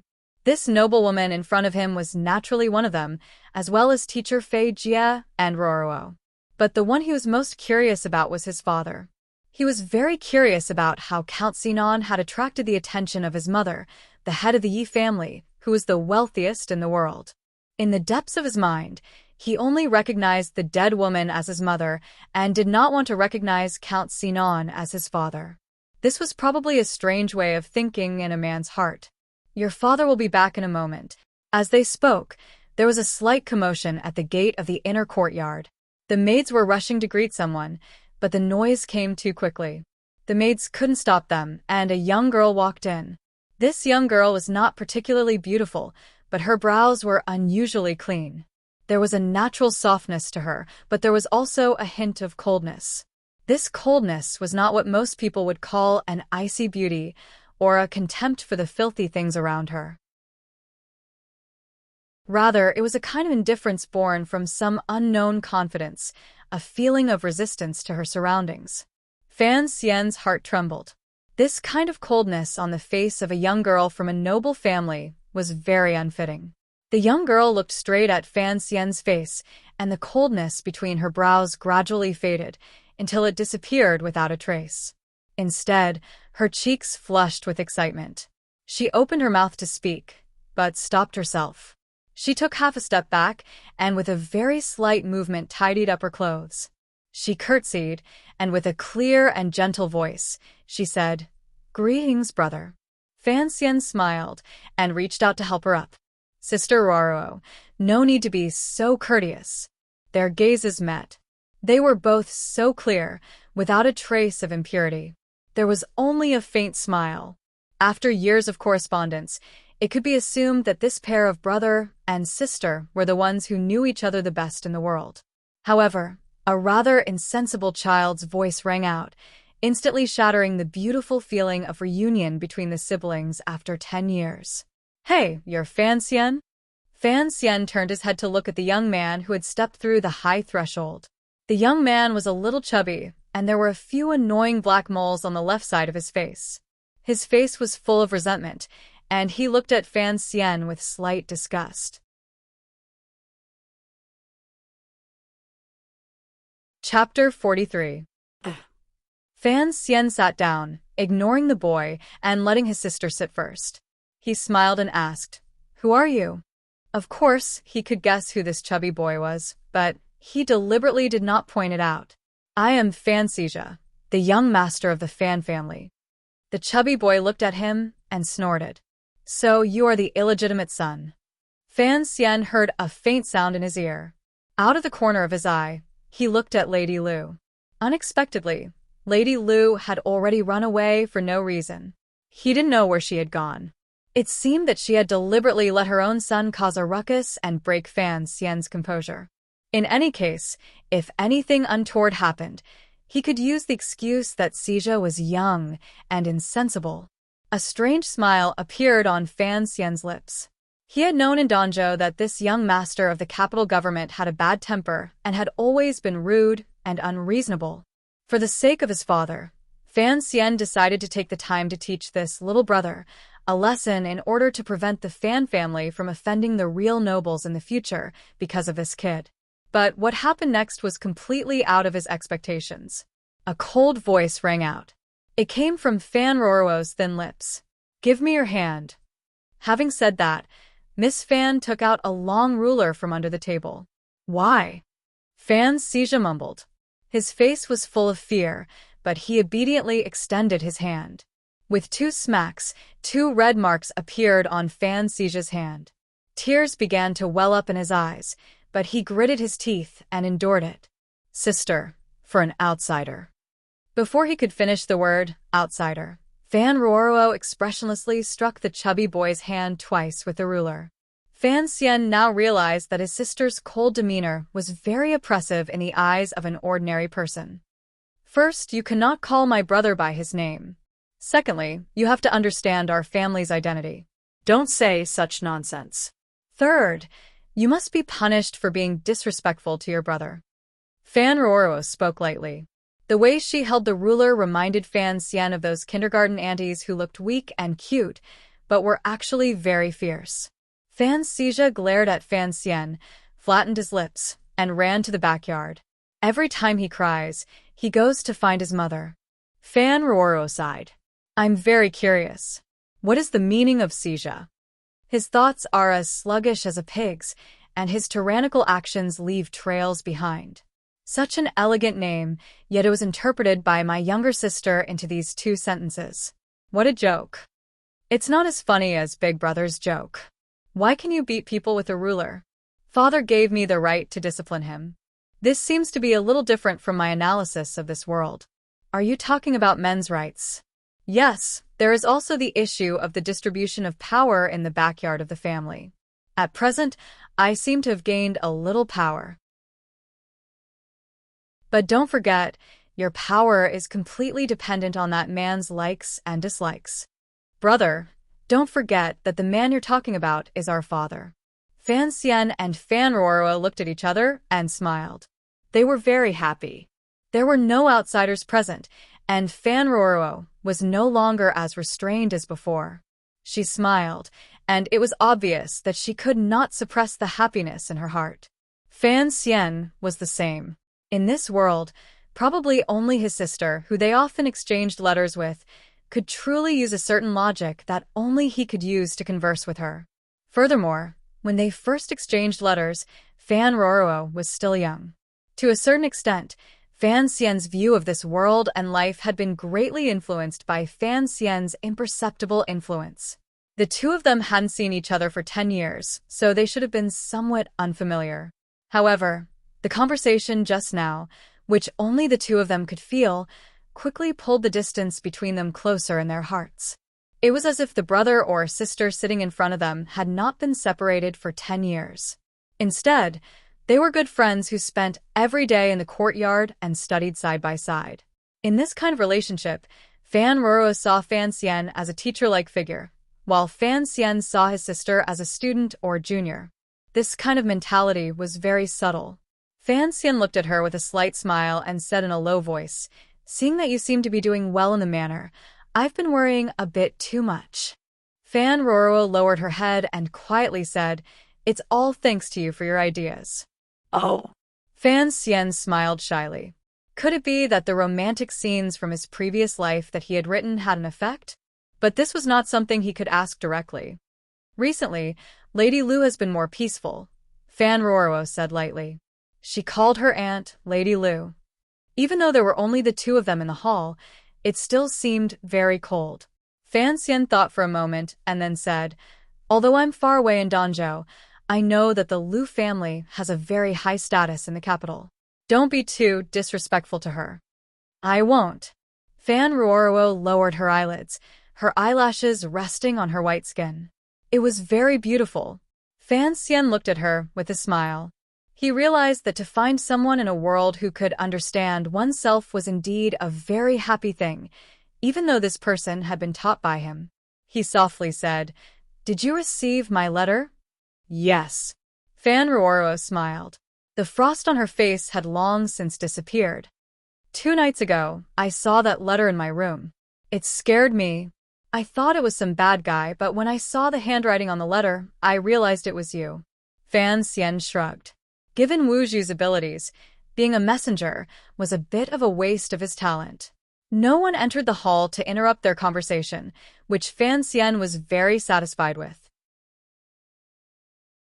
He took a sip of tea and said seriously, "You probably don't know why I came to the capital this time." Fan Ruoruo raised her head and looked at her brother with a faint smile. Fan Xian was a little embarrassed by her gaze. "What's wrong?" A teasing sigh sounded out. The girl smiled and said, "Many people probably know why you came to the capital. And I believe that the children of the famous families in the capital are all very curious. Count Sinan's illegitimate son has come to the capital this time, and how much confidence he has in that matter." Ah? Fan Xian was a little surprised. "I always thought that father's decision to let me come to the capital was a secret. Do many people know about it? But I believe that not many people in the capital know who I am. Why would anyone be curious about me? Because you came to the capital to get married." Fan Ruoruo smiled. "The woman father wants you to marry is very famous." Fan Xian frowned. Although he didn't necessarily want to marry her, he was still very concerned about what kind of person he might marry. "Do you know the young lady?" "My future sister-in-law is the young lady of the Lin family." Fan Ruoruo's eyes flashed with an unreadable light. "I'm not the only one who knows her. I believe that everyone in the capital knows her." "Which Lin family? Why is that woman so famous?" Fan Xian raised his eyebrows. "Brother, although you've always been far away in Danzhou, I know that Granny should have a copy of the paper printed in the palace." Fan Ruoruo laughed. Fan Xian thought for a moment, then slapped his forehead. Could it be that the Lin family is the family of Prime Minister Lin Ruofu? That young lady is the main character in the matter of the Prime Minister's illegitimate daughter?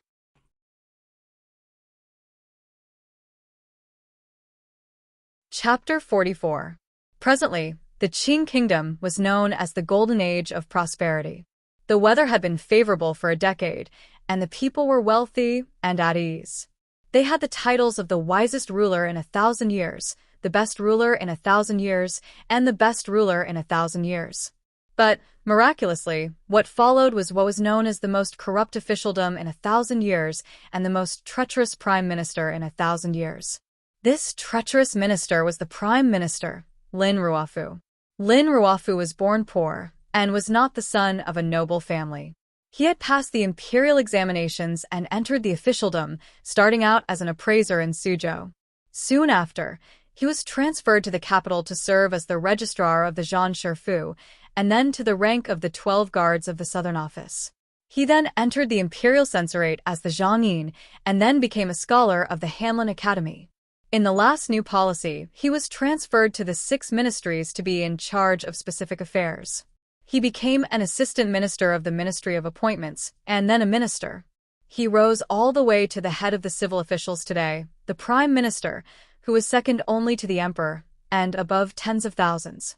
People looked closely at the official positions that the Prime Minister had held, only to discover that he had been a civil official, a military official, a minister of poetry, and a supervisor. Although his official position had risen and fallen, he had experienced all of the official circles of the Kingdom of Qing, and his official position had always been slowly but surely rising. Rumor had it that Lin Ruofu had no one to rely on in the inner palace, nor did he have any complicated background or connections. Yet, he was able to rise and fall in the complicated officialdom of Qing Kingdom and never fall. This surprised many people. The Prime Minister appeared to be clear-minded on the surface, but he was sinister and ruthless on the inside, accepting countless bribes. In addition, he had offended many people in the struggle between the civil officials and the nobles, so he had an image of not being close to the nobles and not being loved by the people. However, with his decades of effort, he had long grown countless branches in the Qing Kingdom's civil official system. The big tree had always stood tall and did not fall. From time to time, there would be censors who would impeach the Prime Minister, but there was never any concrete evidence, so they could only drop the matter. The righteous people of Jingdo hated him to the bone and wanted nothing more than to eat his flesh raw. However, in front of the bureaucracy, no one dared to provoke him to his face. In the entire kingdom of Qing, only the emperor could demand the life and power of the prime minister. No one else could. This was the consensus of all the officials. In the entire kingdom of Qing, only the director of the Overwatch Council could spit in the face of the prime minister. No one else had the guts to do so. This was the unanimous opinion of all the nobles. And when the dean spat on the prime minister on the street, he still had to pay the price of 3 years' salary. This punishment was personally given by His Majesty. When people discovered that the emperor's trust in the prime minister had never wavered, those officials and scholars who boasted of their integrity began to despair. At this time, no one expected that the newspaper would publish the news that Prime Minister Lin Ruofu had an illegitimate daughter. It was normal for the patriarch to marry several concubines in any noble family. What if there was only one woman in the backyard? Sorry, I'm really embarrassed to go to the party. However, the customs of the world placed great importance on bloodline and etiquette. Although the prime minister was known to be cunning and ruthless, he had always considered himself to be pure and upright. Unexpectedly, he had an illegitimate daughter outside. This was a loss of virtue. His daughter was already more than 10 years old, but he still hadn't brought her back to the residence, allowing her to live alone outside. As a father, this was proof that he didn't have a benevolent heart. Because the news had come from the imperial palace, it caused a small earthquake in the bureaucracy of the capital. People speculated that His Majesty was tired of the prime minister and wanted to replace him. That was why the imperial censorate had collectively submitted a petition. Contrary to everyone's expectations, His Majesty personally appeared and suppress the matter. The matter gradually calmed down, but the Prime Minister's illegitimate daughter became the center of attention. Fan Xian smiled bitterly. He had never imagined that the woman he was about to marry would have such a background, and one so similar to his own. At this time, there was a commotion outside. The siblings knew that the man had returned to the manor. They looked at each other and said nothing more. Fan Xian only used his eyes to ask his sister to take him out for a stroll when she had time. Bruoro nodded slightly. Candles were lit, but the sky outside was not completely dark, so the candlelight seemed very dim. There was a table of sumptuous dishes in the hall, and 5 people sat there. Many servant girls and servants were waiting on them. Fan Xian noticed that Lady Lu was not like the concubines of other families who first served the patriarch as he ate. Instead, she sat next to the middle-aged man with a calm demeanor. That middle-aged man was his father? Thinking of this, Fan Xian's eyebrows involuntarily furrowed into beautiful little wrinkles. Count Sinan's face was solemn, and his facial features were irregular. He wore a 4-inch beard that people of the time liked to wear. One could tell that he had a serious temperament, and that he was serious in speech and manner. They quietly finished their meal. Count Sinan walked in front, and Fan Xian followed behind him, all the way to the study. This was the first time Fan Xian had been alone with his father. He smiled, but was not very excited. In the depths of his heart, he had never truly regarded Count Sinan as his own flesh and blood. Count Sinan looked at the young man in front of him. He looked at the young man's delicate features and seemed to be lost in thought. After a while, he gently sighed. "You really look like your mother." Fan Xian did not respond, because he had never seen what his mother looked like. But when it came to his father, he had countless questions in his heart. He knew that it was not his place to ask. "How have you been in Danzhou these past few years?" Count Sinan looked at him. There seemed to be some weariness in his eyes, but it still could not hide the traces of his youthful handsomeness. "Not bad. On the way here, I believe that with your personality, you should have found out from Tung Zijing why I wanted you to come to the capital so urgently." "Yes. Do you feel wronged?" "No," Fan Xian replied with a smile. "I just hitched a ride to the capital. I didn't say that I had to marry Miss Lin." As soon as these words left his mouth, the study fell into a deathly silence. After a while, Count Sinan said coldly, "Do you know what it means to marry her?" "It means that, in addition to the Emperor's unfailing favor, Fan Xian will also be able to cling to an incredibly thick thigh in the court?" Fan Xian replied sarcastically. Originally, he had no feelings for the middle-aged man in front of him. Logically speaking, he should have been able to keep his cool as a bystander. But when he thought of the fact that Count Sinan was his father, and that he had treated his children's marriage as a political marriage, although he understood and accepted it, it did not mean that he was not angry. But this anger had been well hidden over the past few days.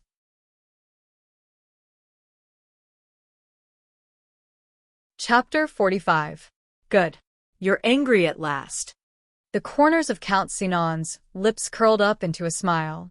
"I've been listening to the news from Danzhou, and I thought you weren't one to get angry. Child, you're only 16. If you hide all your emotions in your heart, it will be very painful." "So what?" Fan Xian looked at his father with a strange expression. He was certain of something. "There's something I must tell you, father." "What is it?" "I am not a person who is easy to control." Fan Xian's words were very straightforward. "I have no intention of controlling you, even though you are my son." Count Sinan looked coldly into Fan Xian's eyes, as if he wanted to see a hint of panic in Fan Xian's calm eyes. But the marriage with the Prime Minister's family must be carried out. There is no room for discussion. Fan Xian lowered his head and thought for a moment. Then he looked up and smiled. "You can try." But his smile was full of confidence and determination. Count Sinan seemed a little angry. He put his palms on the armrests of his chair, his veins bulging. After a while, he suppressed his anger and laughed coldly. "Child, why can't you understand?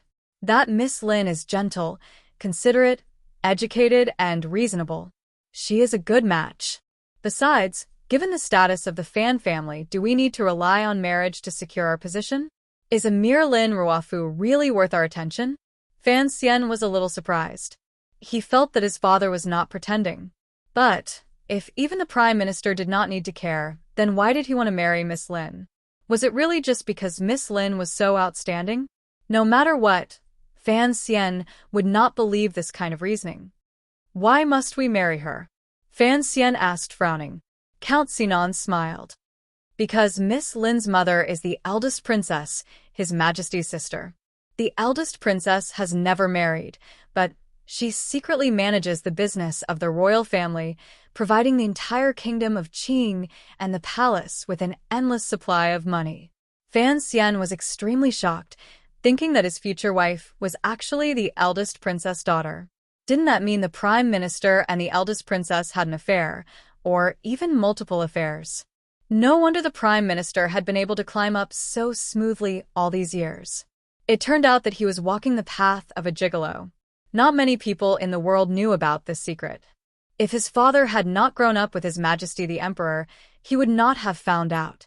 Fan Xian suddenly realized that his father should not have told him such a deep secret. Count Sinan smiled. You should also know that these words cannot be said outside. Whoever says them will die. So when these words reach your ears, just pretend you didn't hear them. The reason why I'm telling you this secret of the imperial family is so that you can be prepared, in case there's anything inappropriate when you interact with Miss Lin in the future. Fan Xian suddenly thought of what Wu Zhu had told him before, and his expression darkened. He sighed. The royal business that the eldest princess manages, was it originally the business of the Yi family? Not bad. Count Sinan's eyes were filled with affection. He looked at the young man in front of him with admiration. He was surprised that the young man had seen through the truth of the matter so quickly. Her Royal Highness, the eldest princess, only has this one daughter, and His Majesty has long decided to let the eldest princess manage the royal business. So whoever marries Miss Lin and becomes the son-in-law of Her Royal Highness, the eldest princess, may become the future owner of the royal business. Having said so much, Count Sinan felt a little tired, but deep down he was also excited. He stood up and stared at Fan Xian. That business belonged to your mother, so you are simply taking back what belongs to you. Count Sinan said slowly, one word at a time. There was a deathly silence. Father, you have great foresight. I am impressed. Fan Xian bowed to his father. Although she is not a princess, she is still a member of the imperial family. Do you think that by doing this, we can take back my mother's business? I think that is a little too arrogant. Of course there is a backup plan. Don't forget, I am an assistant minister of the Ministry of Revenue. I am in charge of money.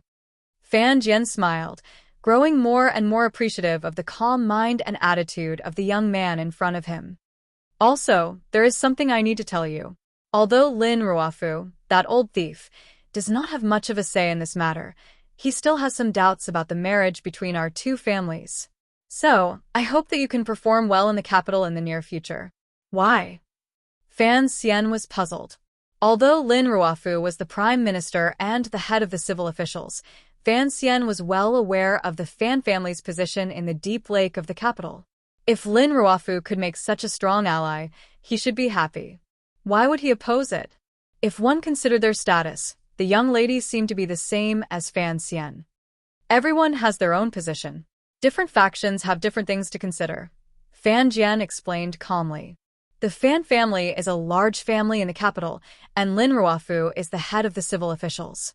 A secret marriage between the two families is a matter of great importance. Lin Ruafu is hesitant because he is afraid that His Majesty will suspect his intentions, and he is afraid that the young people in the civil system will have second thoughts because of this. Fan Xian sighed and laughed at himself. I thought a lot about it on the way here. It turns out that this is just a hot-headedness, a one-sided idea of the Fan family. Yes, so you have to think of a way to get the young lady of the Lin family to approve of you.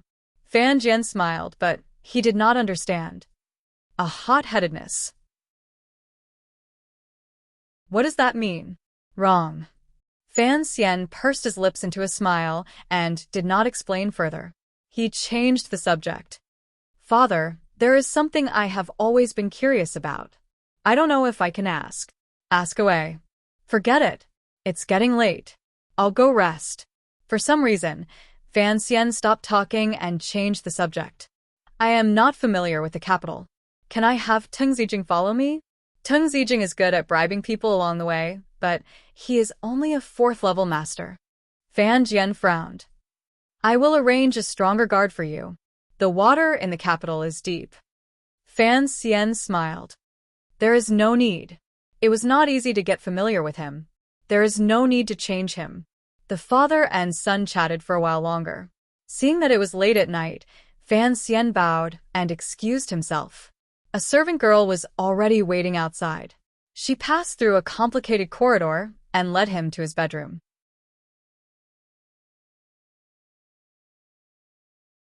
Chapter 46. Lying on the fragrant bed, his fingers unconsciously stroking the smooth silk surface. Fan Xian was still digesting what his father had said. Although he knew that he would run into some trouble in the capital, he had not expected it to be so troublesome. Before he left just now, he had planned to ask his father about the matter of the Liu family sending people to poison him 4 years ago. But on second thought, perhaps many of the dirty things in the noble families were hidden under that kind of powder. Even if he wanted to forcefully tear it open, it would be of no use. After all, in their conversation earlier, he could feel that his father, whom he had just met, still had some true feelings for him. It seemed that he had been sent to Danzhou because the person who had killed his mother was still in the capital. Thinking of this, a bitter smile appeared on his lips. Was he really going to marry that sickly woman? Now it seemed that he had been scheming against the Lin girl. She really was a pitiful little girl. He decided to find an opportunity to see the Lin girl. Having made this decision, his gaze once again fell on the narrow box that had been placed carelessly in the corner. He was curious as to where the key could be. Zhenqi slowly flowed through his body. Because of the journey, he had stopped practicing for dozens of days. Now, he quietly resumed his training. Before entering meditation, Fan Xian thought of his father, whom he had just met, and countless questions welled up in his mind. When Fan Xian first tossed and turned in the Fan Manor in the capital, Count Sinan was also in a daze in his study. This was the first time in 16 years that he had seen Fan Xian. Seeing that clean and beautiful face, Count Sinan sank into some sort of memory, unable to extricate himself for a long time. He muttered, "Little Yi, your child has grown up. He is just like you back then. Young, but he seems to know everything." Chun Pingping was still against him coming to the capital, so I took advantage of his vacation to call back to the capital. Someone promised that the Yi family business would return to him. The light shone on the middle-aged man's solemn face. Don't worry, he said softly. Within the kingdom of Qing, no one would dare harm him. Sunlight shone through the shadows of the clouds, sometimes bright and sometimes dark. The old trees on either side of the road sprouted new branches, gently swaying in the wind. It was already late spring. In the lake at the foot of the mountain, the tender lotus flowers were beginning to bloom. The carriage of Fan Manor moved slowly along the road, with guards in front and behind it. It looked quite imposing. It was very quiet in the carriage. Fan Xian's eyes were half closed. Ruoruo was carefully peeling off the skin of a loquat, and then she brought the sweet and sour flesh to her brother's lips. Fan Xian opened his mouth and swallowed. It was so sour that he hurriedly swallowed a few mouthfuls of saliva. Fan Xi's face was full of disbelief and fear as he watched this scene unfold before him. His 15-year-old sister was skilled in chess, the zither, calligraphy, and painting. She was famous among the upper echelons of society in the capital. She had always been arrogant, like an iceberg that wouldn't melt. Countless scholars and nobles sighed in sorrow. Unexpectedly, she would serve Fan Xian with such care, personally peeling loquats for him to eat. Fan Ruoruo had no idea that her worshipful expression as she looked at her older brother had fallen into her younger brother's eyes. Subconsciously, she just wanted to make her brother feel better. She thought that her brother must have suffered a lot over the past 10 years in Danzhou. Now that he had finally entered the capital, He was about to marry Miss Lin. In her eyes, there was no woman in the world who could truly match up to her brother. Moreover, Miss Lin was in such a state. Although Miss Fan's talent had long spread far and wide in the capital, in her heart, she was still the little girl who listened to ghost stories in the Danzhou estate. Only Fan Roro knew that her brother had thousands of poems and books in his chest. As for the excuses he made in the letter about Grandmaster Chao and Su Weng, Fan Roro thought of this and smiled slightly. Looking at her brother in front of her, she thought to herself, "You are obviously talented, but why don't you let me tell others?" Fan Xian also enjoyed the warmth of siblings. He half closed his eyes. He knew that his sister had long guessed that he was the one who wrote the story of the stone, but he was thinking about something else. Fan Xian's situation in the capital was different from what he had expected before he entered the capital. At least Lady Lu seemed to have learned her lesson from the incident 4 years ago, so she was now well behaved. And her rumored arrogant brother seemed to be very obedient to Roro's discipline. There was nothing particularly unbearable to Fan Xian. His family was quite happy. Fan Xizha looked at Fan Xian's face curiously. He had to admit that his half-brother was much better looking than he was, but he still strongly believed that he was the true young master of the Fan family. This person in front of him was just an outsider. But when he thought of his sister, who had always been as calm as a chrysanthemum flower and who he had always admired so much, Fan Xizha was a little puzzled. He thought to himself, could it be that this Fan Xian really is something special? No one on this street dares to provoke me.